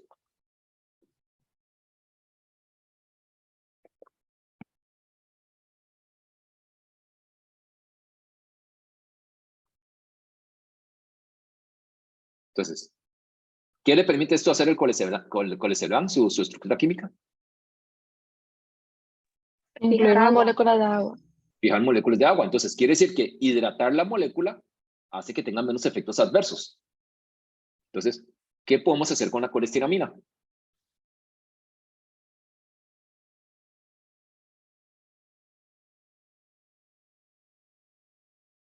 Ponerlo en agua. Así de sencillo, ¿verdad? Entonces, colesteramina es un polvito, ¿verdad? Es un polvo que viene en un sobrecito. Entonces, lo que se le dice a los pacientes para que lo toleren mejor es que la noche anterior agarre un sobre del polvo, lo ponga en un vaso de agua, que lo deje toda la noche en la refrigeradora y se lo toma al día siguiente. Eso tiende a ser mejor tolerado que prepararlo en el momento y tomárselo en el momento. Entonces, nada más asegurarse que la molécula se hidrate bien y eso tiende a producir un poquito menos de efectos adversos gastrointestinales. ¿Okay? Y aún así, haciendo eso, tiende todavía a ser mal tolerado, no se tolera muy bien. Entonces, estos medicamentos se utilizaban muchísimo más en la era preestatinas. Una vez que aparecieron las estatinas, esto se usa todavía, pero ya mucho menos común. Lo otro es que colesevelam, este mismo, tiene aprobación como antidiabético. Se utiliza para diabetes, no para mejorar la dislipidemia del paciente diabético, sino que se usa para reducir glucosa. Entonces, a ver, ¿cómo es que brincamos de lípidos a glucosa? ¿Cuál sería el mecanismo? No se usa mucho, no lo tenemos en el país, pero sirve, sí reduce glucosa. ¿Alguien tiene alguna idea cómo es que hicimos este brinco? No sé si tiene que ver con lo de las moléculas de agua que como que se adhieren. No, no tiene que ver con la sal biliar. Okay. Entonces, resulta que a pesar de que colesevelam, estrictamente hablando, es el que tiene la aprobación para diabetes, si uno se va a los estudios un poquito más viejos y vemos, por ejemplo, aquí colestiramina, ¿verdad? La colestiramina reduce glucosa, reduce hemoglobina glicosilada. Otra resina, colestimide, que nunca se utilizó, bajaba hemoglobina glicosilada y bajaba glucosa. ¿Okay? Y colesevelam, vea que baja 0.5% de hemoglobina glicosilada, que no es muy diferente al de los demás. Y esto tiene que ver con la sal biliar. Entonces, normalmente, la sal biliar no tiene un efecto pasivo nada más. Hoy en día sabemos que las sales biliares tienen un efecto como es según los mensajeros. Y la sal biliar puede actuar en este receptor que se llama el receptor X-farnesoide en el hígado. Y este receptor lo que hace es, al final de cuentas, estimular la acción de la fosfoenol piruvato carboxigenasa. Y esta es de las vías limitantes, ¿verdad?, en la gluconeogénesis hepática. Entonces, la sal biliar estimula esta vía y estimula la gluconeogénesis hepática. Entonces, la producción hepática de glucosa es mayor. Entonces, los secuestradores de ácidos biliares lo que hace es disminuirlos la disponibilidad de la sal biliar. Por lo tanto, hay menos activación de este receptor X-farnesoide. Vamos a tener, por lo tanto, en toda esta intermediación, menos actividad de esta enzima de las fosfoenol piruvato carboxigenasa. Y esto, al final de cuentas, me lleva a menos gluconeogénesis hepática. ¿Ok? Pero además, se ha visto que las resinas aparentemente pueden aumentar también un poco los niveles circulantes de GLP-1 que hablamos en la clase de diabetes. Entonces, tanto por el aumento del GLP-1 como por inhibición de la gluconeogénesis hepática, entonces estos fármacos reducen glucosa. ¿Ok? Quedamos claros con el mecanismo de acción en glucosa. Okay. Okay. La limitante, ¿verdad? Entonces, a ver, para efectos del paciente que tiene diabetes, si yo además, digamos, le doy esta molécula que reduce glucosa y además me reduce LDL, ¿es bueno o es malo? Bueno. Bueno, ¿verdad? Es muy bueno. Pero ¿por qué no se usa más? A nivel mundial este medicamento se usa realmente muy poco. ¿Cuál es la dislipidemia más común del paciente que tiene diabetes?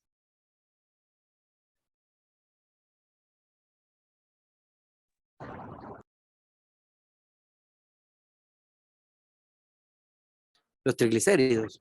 Triglicéridos, ¿y cómo están los triglicéridos, joven? Altos.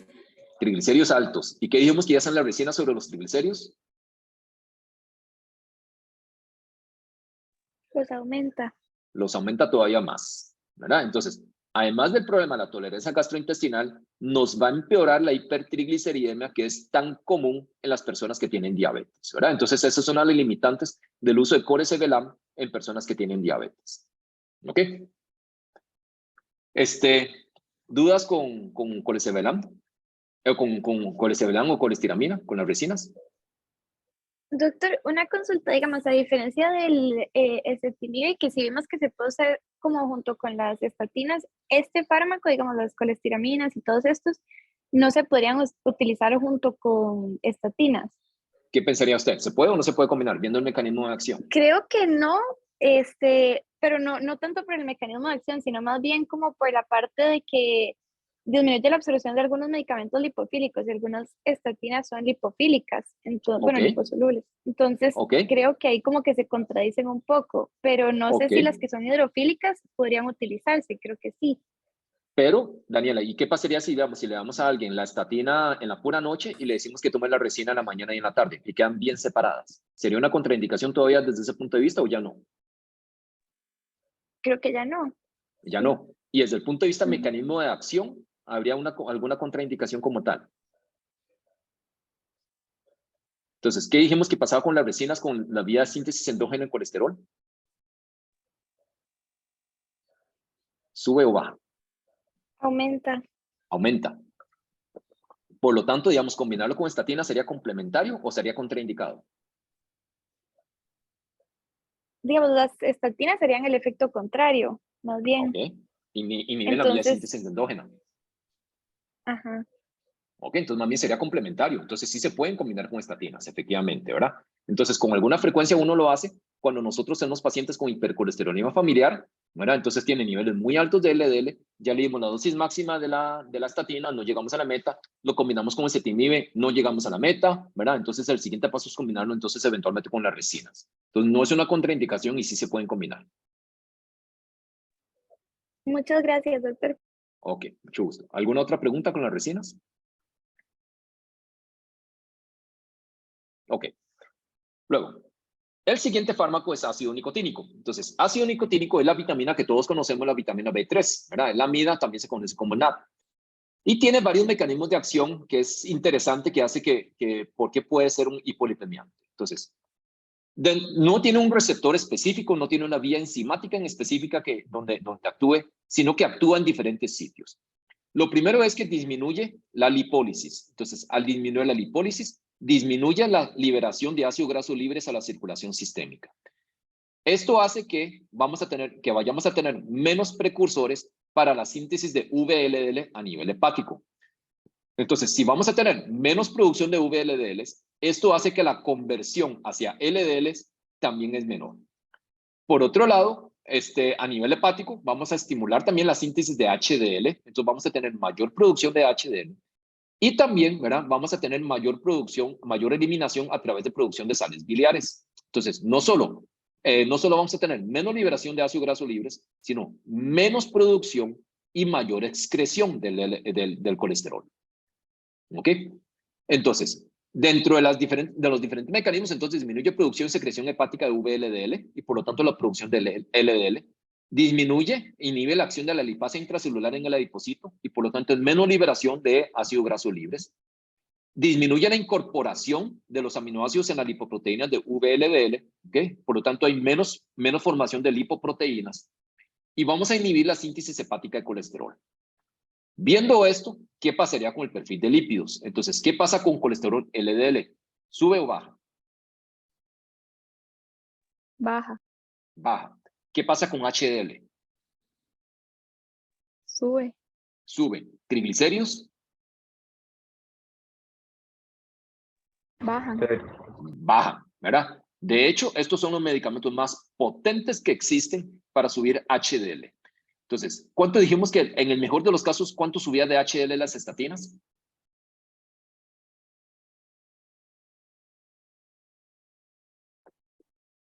¿Cuánto era lo máximo que hacía? Como ¿Se 9-10%. 9-10%. Entonces, el aumento del HDL que induce el ácido nicotínico puede llegar a ser de hasta un 25%, ¿verdad? Para que vean la diferencia. Entonces, es el más potente que existe para aumentar HDL. ¿Ok? Inhibe también la degradación de HDL. Se supone que tiene ciertos efectos a nivel del sistema de coagulación. Entonces, disminuye fibrinógeno y aumenta el activador del plaminógeno tisular. Entonces, revierte un poco el estado procoagulante asociado a las enfermedades metabólicas crónicas. Puede bajar la concentración de esta otra lipoproteína que se llama LPA, Realmente hay muy pocas alternativas para bajar el EPA, uno de los cuales es ácido nicotínico. En general se absorbe bien, dura poco, el inicio del efecto es a las 2 horas, dura más o menos 4 horas, con una vida media plasmática de 45 minutos.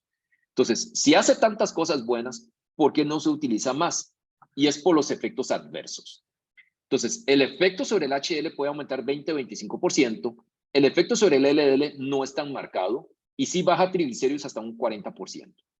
Pero el problema es que induce flushing, rash, prurito, y esto está mediado por liberación de prostaglandinas. Entonces, el ácido nicotínico induce liberación de prostaglandinas y estas prostaglandinas me inducen entonces flushing, rash, prurito, dolor abdominal, diarrea, náuseas. Y eso hace que sea muy mal tolerado. Incluso, ¿verdad? Puede producir un poquito más de resistencia a la insulina e induce hiperglicemia, hiperuricemia y también un poco aumento de transaminasas. Entonces, si estos efectos adversos, los más comunes, son mediados por prostaglandinas, ¿cómo es una forma en que se pueden manejar esos efectos adversos?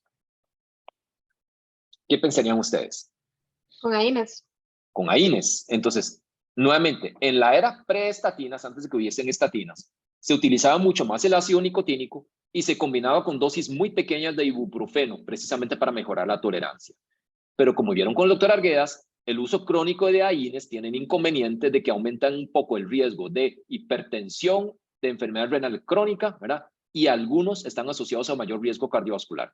Entonces, no tiene ningún sentido utilizar un hipolipemiante para bajar el riesgo cardiovascular cuando lo tenemos que combinar con un medicamento que nos empeora el riesgo potencialmente. ¿Ok? Posteriormente se dieron cuenta que conforme se hacen formulaciones, como la vía media es corta, si se hacen formulaciones de liberación prolongada, entonces tenemos aquellas de liberación corta, formulaciones de liberación intermedia y los de formulación larga. Conforme se fue prolongando la liberación del ácido nicotínico, la tolerancia gastrointestinal tiende a ser mejor. Sin embargo, también el efecto sobre el HDL fue cada vez menor. Es decir, los de acción corta, que producen muchos efectos secundarios, también son los más potentes en aumentar HDL. Y los de liberación prolongada, que tienen menos efectos secundarios, son menos potentes para aumentar HDL. Entonces, una por otra, ¿verdad? Entonces, tiene sus estudios de seguridad cardiovascular que han mostrado reducción de eventos cardiovasculares. Entonces, no es que no funciona el ácido nicotínico, sí funciona, y la limitante es los efectos adversos. Luego, estos son dosis altas de ácido nicotínico. No es la dosis que trae una tableta de multivitaminas, ¿verdad? Estos son dosis muy altas y nosotros no tenemos esas formulaciones de dosis muy altas de ácido nicotínico disponible en el país, ¿verdad? Son de 500 miligramos, casi un gramo, y eso no lo tenemos. Y la cantidad que trae los de multivitaminas son cantidades ínfimas. Entonces, tendría que tomar como 50 tabletas al día para lograr el efecto hipolipemiante, que eso no tiene ningún sentido. ¿Ok? Contraindicaciones, esto es más por la parte de los efectos adversos gastrointestinales, úlcera péptica, diabetes se considera una contraindicación relativa por el riesgo de hiperglicemia. Curiosamente, en pacientes que tienen diabetes se ha visto que aquellos en los que se induce la hiperglicemia, más bien el efecto cardiovascular es más marcado. O sea, el hecho de que el azúcar suba un poquito es un marcador de respuesta terapéutica. Pero sin embargo, a nadie le gusta descompensar a una persona que tiene diabetes. Cuando se combina con estatinas, puede potenciar la miopatía. Entonces, esta combinación produce un poco más de riesgo de miopatía por aquello comparado con cada uno por separado. ¿Okay? Entonces, esta parte de los efectos adversos gastrointestinales es lo que realmente ha limitado el uso de ácido nicotínico. Ok, ¿dudas hasta aquí? Ok. Entonces, el boom, digamos, de los últimos años tiene que ver con esta familia de medicamentos que actúan sobre esta proteína que se llama la proproteína convertasa subticilina quexina tipo 9. ¿Verdad? El nombre es medio complicado y lo vamos a resumir en PCSK9. Entonces, PCSK9 es una proteína soluble que lo que hace es que cuando se une al receptor de LDL, una vez que el receptor de LDL se internaliza, el receptor de LDL que tiene PCSK9 pegado es una señal para degradación del receptor de LDL. Entonces, por ejemplo, tiene el PCSK9 pegado. Entonces, cuando se internalizó, el receptor se degradó. En cambio, cuando yo tengo un receptor de LDL, ¿verdad? que no tiene PCSK9, este receptor de LDL recircula. Entonces se vuelve a expresar, entonces, y vuelve a capturar otra proteína, otra molécula de LDL. Entonces, el target aquí, el objetivo, es disminuir la acción del PCSK9 para tener mayor actividad del receptor. Cierto, muy fácil el mecanismo de acción. Entonces, los primeros medicamentos que aparecieron que hacen esto, que disminuyen la actividad del PCSK9, terminan siendo anticuerpos monoclonales. Y aquí tenemos dos. Tenemos alirocumab y tenemos evolocumab.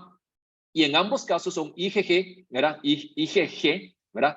Son anticuerpos monoclonales humanos. La diferencia es que alirocumab es un IgG1 y el evolocumab es un IgG2. Se administran de manera subcutánea, forman una formulación de depósito en el espacio subcutáneo y esto permite administrarlo cada 2 semanas o una vez al mes. Una vez administrado, ¿verdad? La supresión máxima del PCSK9, o sea, el nivel de esta proteína soluble, ¿verdad? Prácticamente se vuelve en 0 a las 4 a 8 horas, ¿verdad? Y luego, entonces, eso empieza a producir una disminución rápida del LDL, que más o menos a las 2 semanas ya vemos el efecto en la reducción del LDL. Entonces, el Tmax de esos anticuerpos monoclonales se alcanza a los 3 a 7 días y el estado estacionario se alcanza a las 2 a 3 dosis, con una muy buena biodisponibilidad del 85%. Entonces, la vida media plasmática es prolongada desde 17 a 20 días y por eso es que hay una de las formulaciones que permite administrarlo una vez al mes. Es más sencillo. En general, el medicamento es bien tolerado. Inicialmente, cuando estaban en los estudios fase 2, fase 3, había mostrado algunos trastornos en la memoria y esto no estaba muy claro el mecanismo. Y se pensaba que era por mantener niveles de LDL muy bajos. Entonces, vamos a ver ahorita que esto es muy potente. Entonces, había un grupo importante de pacientes que tienen LDL de menos de 40 miligramos por decilitro. Y cuando se presentaron los 2 estudios fase de desenlaces cardiovasculares, con alirocumab y con evolocumab, ya con más de 10,000 pacientes cada uno, se dieron cuenta que realmente esto no está asociado a la parte de los defectos cognitivos. Entonces, eso es una sombra que queda ahí. El concepto hoy en día es que no da mayores problemas cognitivos, pero no podemos descartar totalmente la asociación con estos problemas cognitivos. Y fuera de eso, el medicamento es muy bien tolerado. ¿Ok? La reducción de LDL es de hasta un 60%, con pequeños cambios en el HDL, con disminución de triglicéridos y disminución de LPA. Entonces, cuando lo vemos así, entonces vimos que LDL se reduce más o menos como en 60%. ApoB, como les decía al principio de la clase, esto es un marcador del número de partículas aterogénicas que tenemos. ApoB, en general, en promedio, se reduce como 40%. Cada uno de estos es un estudio diferente de esos inhibidores de PCSK9. Entonces, como en 40%.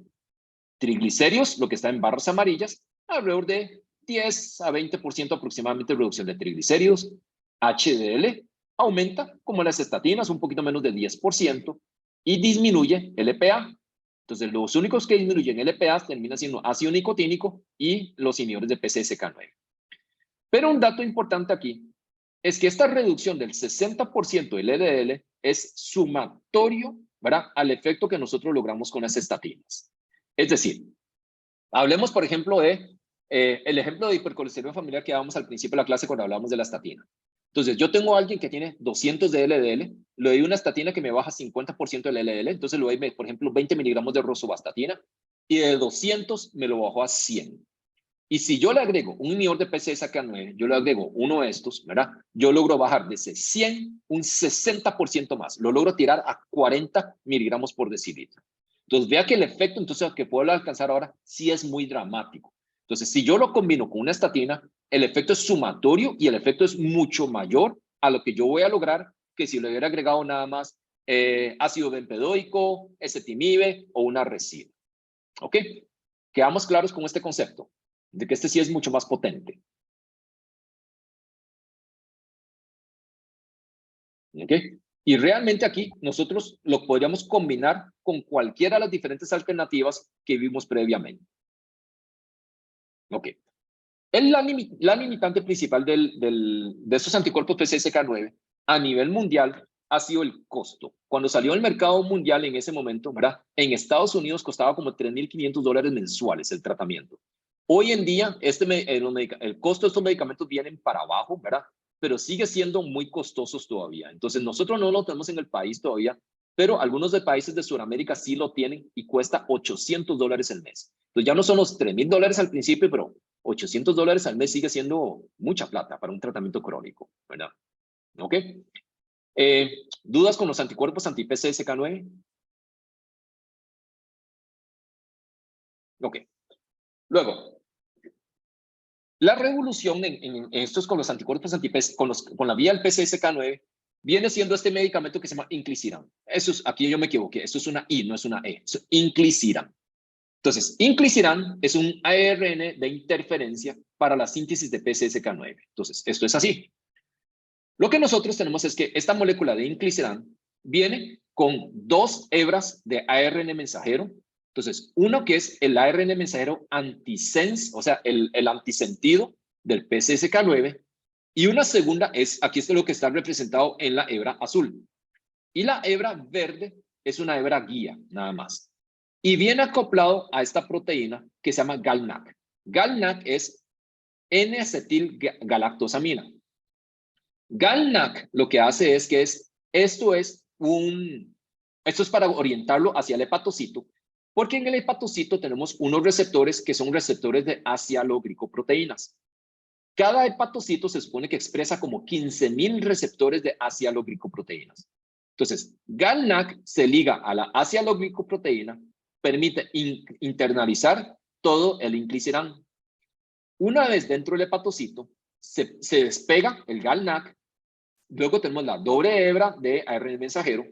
La hebra guía se despega y lo que queda de ARN mensajero antisense se une a un complejo que se llama el complejo RISC.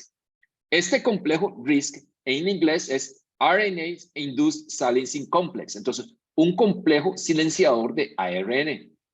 Entonces, este RISC con el oligonucleótido antisense lo que va a hacer es unirse al ARN mensajero del PCSK9 y producir una degradación del ARN mensajero del PCSK9. Y esto recircula, o sea, un RISC puede degradar varias hebras de ARN mensajero del PCSK9.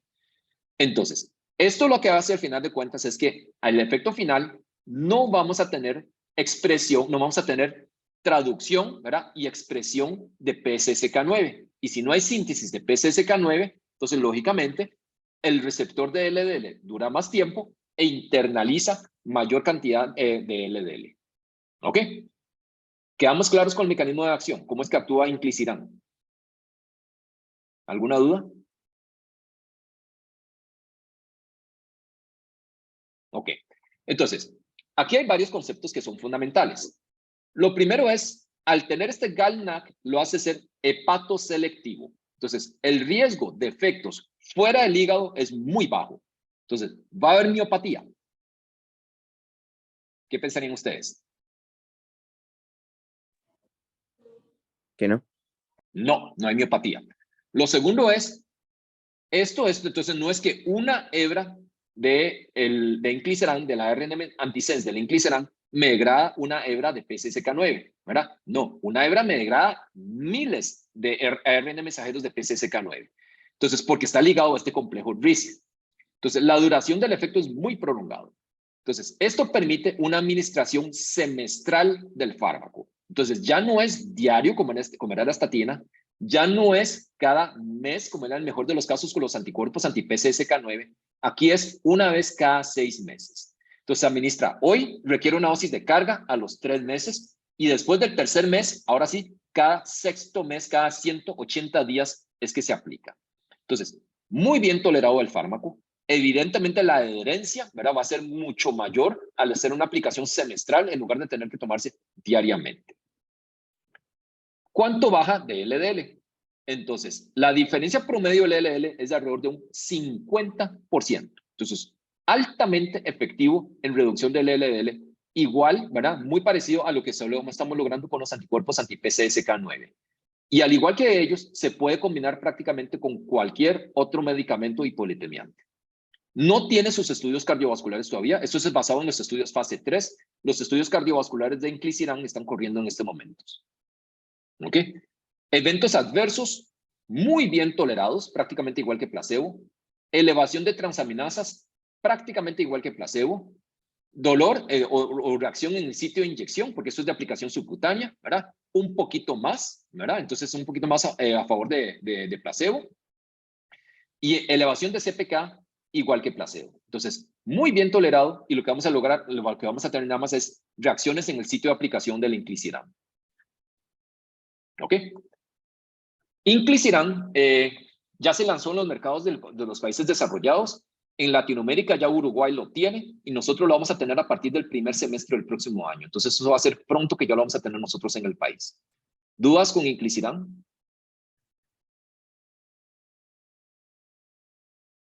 Ok. Y el último grupo que vamos a ver son los fibratos. Entonces eso es un medicamento que para mí, en una opinión personal, se utilizan un poco más de la cuenta y realmente no deberían utilizarse tanto. Entonces, a grandes rasgos podemos clasificarlos en aquellos que son derivados del ácido nicotínico que hablamos hace un momento, que aquí tenemos el clofibrato, y tenemos aquellos que no son derivados del ácido nicotínico, o sea que tienen una estructura diferente, y aquí tenemos el genfibrosil, que es el que tiene en la caja, tenemos fenofibrato, que lo tenemos a nivel del mercado privado costarricense, y tenemos ciprofibrato también, que está en el mercado privado. Nosotros no tenemos besafibrato y no tenemos clofibrato, entonces nosotros tenemos genfibrosil, fenofibrato y ciprofibrato. ¿Cómo actúan estos medicamentos? Esto nosotros lo vimos en la clase de diabetes. Entonces, acuérdense que en la clase de diabetes hablamos de estos receptores PIPAR, entonces receptores activadores de proliferación de peroxisomas. ¿Quiénes son los que actúan sobre los PIPAR gamma en diabetes? ¿Cómo se llaman ese grupo terapéutico? ¿Alguien se acuerda? La pioglitazona, ¿verdad? Entonces, el gamma es el que se expresa en el tejido graso. Ahora estamos hablando del alfa, del PIPAR alfa. Y el PIPAR alfa se expresa en el hepatocito. Entonces, en el hepatocito tiene que ver directamente con el metabolismo de lípidos, no tiene que ver con la parte de sensibilidad a la insulina, que fue lo que hablamos en la clase de diabetes. Entonces, ¿qué es lo que hace? En el PIPAR alfa, ¿verdad? Tiene que ver con el metabolismo lipídico y básicamente lo que hace es estimular, ¿verdad?, la síntesis de ApoA1 y de ApoA2. ¿Cuál es el efecto que veríamos al estimular la síntesis de ApoA1 y ApoA2? ¿Qué es el efecto final? ¿Qué dijimos que eran estas apoproteínas? ¿De qué partículas? HDL. Del HDL. Entonces, ¿qué va a pasar con los niveles de HDL? Aumentan. Aumentan, ¿verdad? Luego, vamos a estimular la actividad de la lipoproteína lipasa. Y vamos a disminuir la actividad del ApoC3. Y el ApoC3, acuerda que les había dicho que es un inhibidor de la actividad también de la lipoproteína lipasa. Entonces, al final de cuentas, vamos a tener mayor actividad, mayor número de partículas y mayor número de actividad de la lipoproteína lipasa. Entonces, si yo tengo más acción de la lipoproteína lipasa, ¿qué va a pasar? ¿Qué convierto de qué a qué?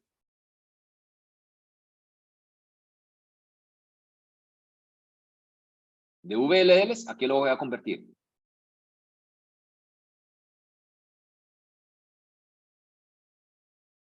A ver, si tengo más actividad de lipoproteína.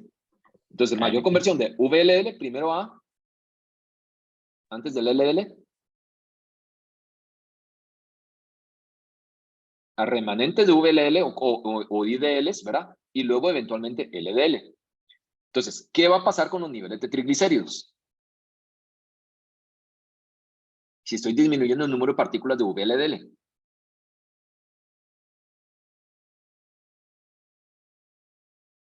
Disminuye. Disminuye. ¿Y qué pasaría con los, vamos a ver aquí, para aquí lo voy a poner así. ¿Y qué pasaría con los niveles de HDL? Bueno, ya HDL hablamos que subimos. ¿Qué pasaría con los niveles de LDL más bien?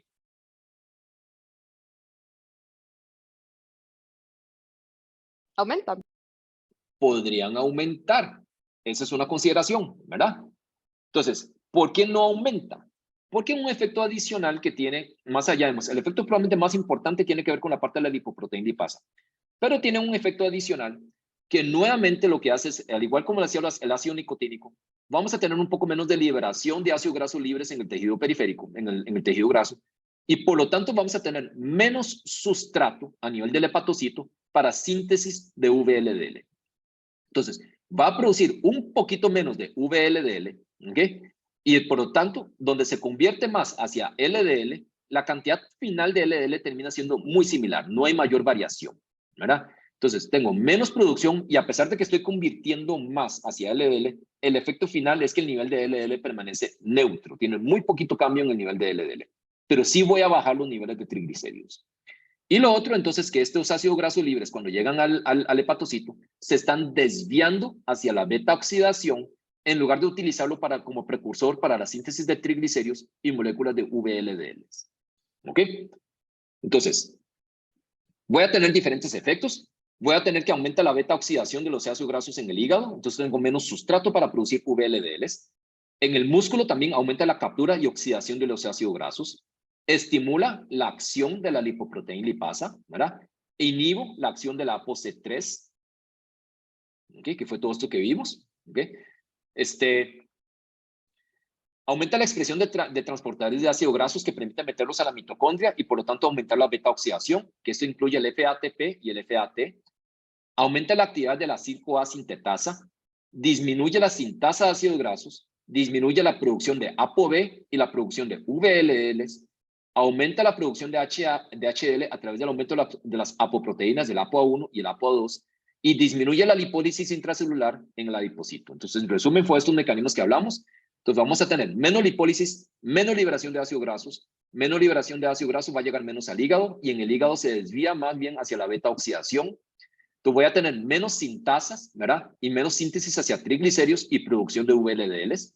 Entonces, el VLL, a través de la acción de la lipoproteína lipasa y me dé menos ApoC3, se convierte más hacia IDLs y LDLs, y por lo tanto los niveles de triglicéridos bajan y LDL permanece neutro.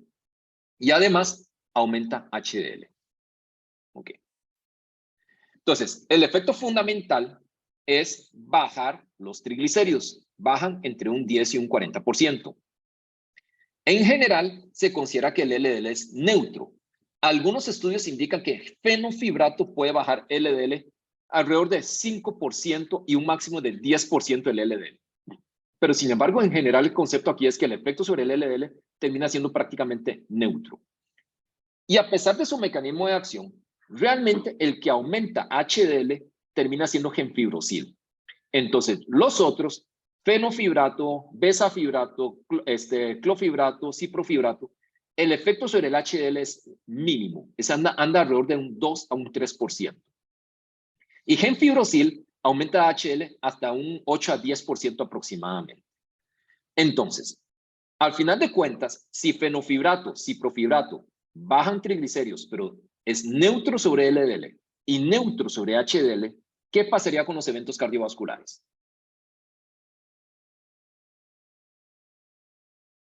¿Qué pensarían ustedes?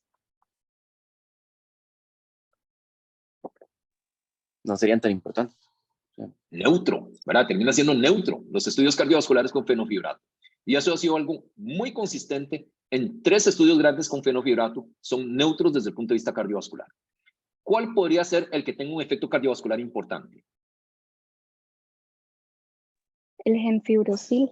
El gemfibrosil. Y la explicación es más por aumento de HDL, ¿verdad? Entonces, efectivamente, gemfibrosil es el que tiene estudios en reducción de eventos cardiovasculares. Entonces, ¿para qué se debería utilizar los fibratos? ¿Para bajar qué parámetro?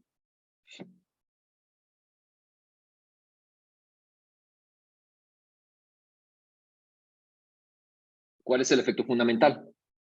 Triglicéridos. Triglicéridos. ¿Y cuál es la complicación asociada a triglicéridos? Cuando están los triglicéridos muy altos. ¿Cuál es el evento que produce?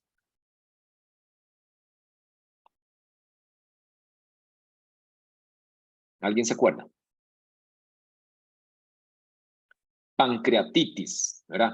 Y la pancreatitis se produce con niveles de triglicéridos por arriba de 1000. Entonces, A lo que yo me refería al principio cuando hablamos de fibratos, de que para mí se sobreutilizan, se usan con mucha frecuencia cuando yo tengo a alguien con triglicéridos en 300, ¿verdad? Y tiene un LL más o menos alto, ¿verdad? Y un HL bajo. Entonces, ese paciente tiene mayor riesgo cardiovascular. Si tiene mayor riesgo cardiovascular, ¿qué le debería dar para bajarle el riesgo cardiovascular? ¿Una estatina o un fibrato? Una estatina. Una estatina, no el fibrato, ¿verdad? Entonces, el fibrato se lo debería dar si tiene riesgo de pancreatitis, o sea, hasta que los triglicéridos estén por arriba de 1000. Entonces, ese es el contexto más común donde se utiliza y no se debería utilizar. Más bien, en ese contexto, la elección debería ser una estatina. ¿Ok? Luego, clofibrato tiene algunas particularidades como la parte de coagulación, donde mejora fibrinolisis y reduce fibrinógeno, pero clofibrato realmente se utiliza poco porque induce colelitiasis, ¿verdad? Entonces, por eso es que a nivel mundial se utiliza muy poco. Todos los fibratos en general tienen una alta unión a proteínas, ¿verdad? Y inhiben esta enzima, la glucuroniltransferasa. Y la glucuroniltransferasa, acuérdense que es la enzima encargada de la segunda fase de la reacción de eliminación hepática. Entonces, gemfibrosil específicamente interacciona más con todas las estatinas porque inhiben de manera muy potente esta enzima. Y esto es independiente de si la primera fase de reacción hepática era dependiente de citocromos o no. Es decir, incluso la misma pravastatina que se metaboliza por sulfatación puede interaccionar. Entonces, esto es fundamental porque si yo combino gemfibrosil con una estatina, el riesgo de rhabdomiolisis aumenta 100 veces. ¿Ok? El que se puede combinar con una estatina termina siendo fenofibrato, que es el que tiene mayor cantidad de estudios de combinación y no a mayores problemas. Pero aquí no estamos ante un dilema entonces. Si yo tengo a alguien con una estatina y tiene alto riesgo cardiovascular y yo le quiero bajar más el riesgo cardiovascular, ¿qué le debería agregar? Gemfibrosil o fenofibrato. Debería agregar.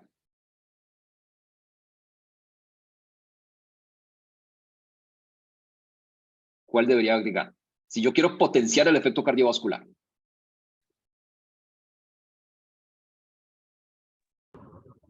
Podría ser gemfibrosil para aumentar HDL. Entonces debería ser gemfibrosil para reducir más el riesgo cardiovascular, pero no lo puedo hacer porque me interacciona y me aumenta significativamente el riesgo de efectos secundarios, el efecto de rhabdomiolisis. Entonces, lo podría combinar con fenofibrato porque fenofibrato no interacciona tanto a través de la glucoroniltransferasa. Pero si yo lo puedo utilizar con fenofibrato, pero fenofibrato no sirve para reducir eventos cardiovasculares, entonces, ¿para qué lo combino? O sea, con lo que sirve para reducir eventos cardiovasculares, no lo puedo combinar. Y con lo que lo puedo combinar, no me reduce eventos cardiovasculares. Entonces, aquí realmente la terapia combinada de estatinas con fibratos, muy en entredicho realmente si funciona o no funciona. Los fibratos tienen metabolismo hepático, tienen eliminación renal, entonces se consideran que en general están contraindicados a insuficiencia renal. Algunos, digamos, con fenofibratos, algunos expertos recomiendan nada más bajar la dosis, otros expertos recomiendan no utilizarlos del todo en presencia de insuficiencia renal. Como les decía, clofibrato induce colelitiasis. Pueden producir miopatía por sí solo, pero la miopatía es mayor cuando se combina con estatina, sobre todo gemfibrosil. Pueden producir reacciones alérgicas. Pueden producir debilidad, impotencia, alopecia, pero realmente no es del todo tan importante esto. Aumenta la actividad de anticoagulantes y sulfonilureas por desplazamiento a proteínas. Por esto que hablamos aquí de alta unión a proteínas, que también fue lo que mencionamos temprano con algunas de las, potencialmente algunas de las estatinas. ¿Ok? Entonces, realmente la indicación para el uso de fibratos es cuando tenemos triglicéridos muy altos con el fin de evitar pancreatitis, ¿verdad? Y si el paciente lo que tiene es predominantemente HL bajo, ¿verdad? Y no tolera estatinas, yo podría utilizar gemfibrosil para tratar de manejar el riesgo cardiovascular. Pero fenofibrato y ciprofibrato no reducen eventos cardiovasculares. ¿Ok? Creo que esta era la última. No. Bueno, vamos a ver, faltan 3 minutos. Vamos a ver rápidamente omega 3, nada más que es ¿alguna duda con fibrato? Me interesa más dudas con fibratos que ver omega 3 por aquello. ¿Alguna duda con fibratos? Doctor, ¿como a qué nivel ya se empezaría, o usted considera que es adecuado mandar los fibratos para evitar pancreatitis? ¿Ya mayor de 500 o más alrededor de 1000? Mayor de 1000. La indicación sería mayor de 1000.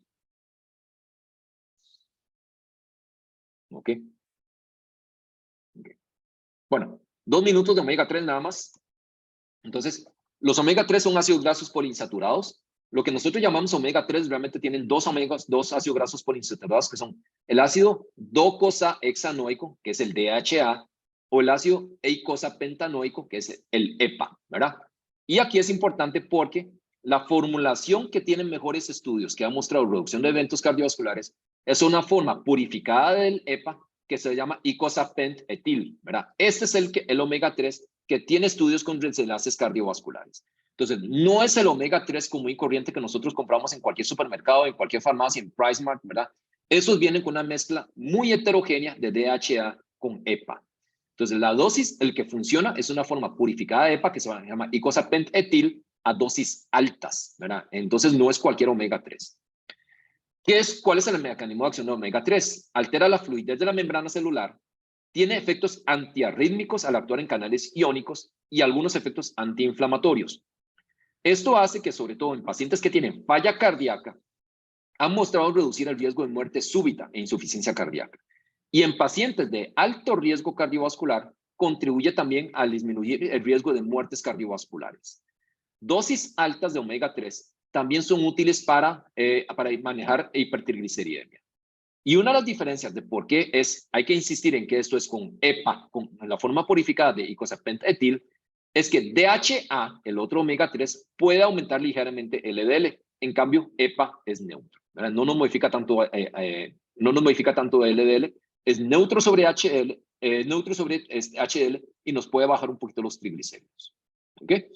Entonces, la forma purificada de icosapentetil puede bajar triglicéridos hasta el 33%, muy discreta reducción de LDL, pero disminuye marcadores de inflamación como HSPCR ultrasensible, disminuye ApoC3, disminuye la producción de VLL por interferencia de la entrada de ácidos grasos al hígado, ¿verdad? Y es la formulación que reduce el riesgo cardiovascular. ¿Ok? Básicamente. Y en resumen, esto es lo que tenemos. Entonces, todos bajan colesterol por cuanto es la clase de hipolipemiantes que estamos viendo. Todos bajan LDL. Los más potentes son estatinas, los inhibidores de PCSK9, ¿verdad? Ya sea los anticuerpos monoclonales o inclisiran, ¿verdad? Y luego, entonces, ya los que son menos potentes tenemos ezetimibe, ácido bempedoico y ácido nicotínico. Acuérdense que hablamos que el más potente para aumentar HDL termina siendo ácido nicotínico en alrededor del 20-25%, estatinas, fibratos, sobre todo genfibrocil, 8-10% aproximadamente, PCSK9 también alrededor del 8-10% aproximadamente, ¿verdad? Ácido bempedoico neutro. Triglicéridos, las resinas aumentan triglicéridos, las estatinas bajan triglicéridos, los más potentes para triglicéridos terminan siendo los fibratos, ¿verdad? Ácido nicotínico también lo baja un poco, ezetimibe, ácido bempedoico son neutros y los inhibidores de PCSK9 entonces entre un 10 y un 20% de los niveles de triglicéridos. ¿Ok? ¿Dudas, comentarios, preguntas?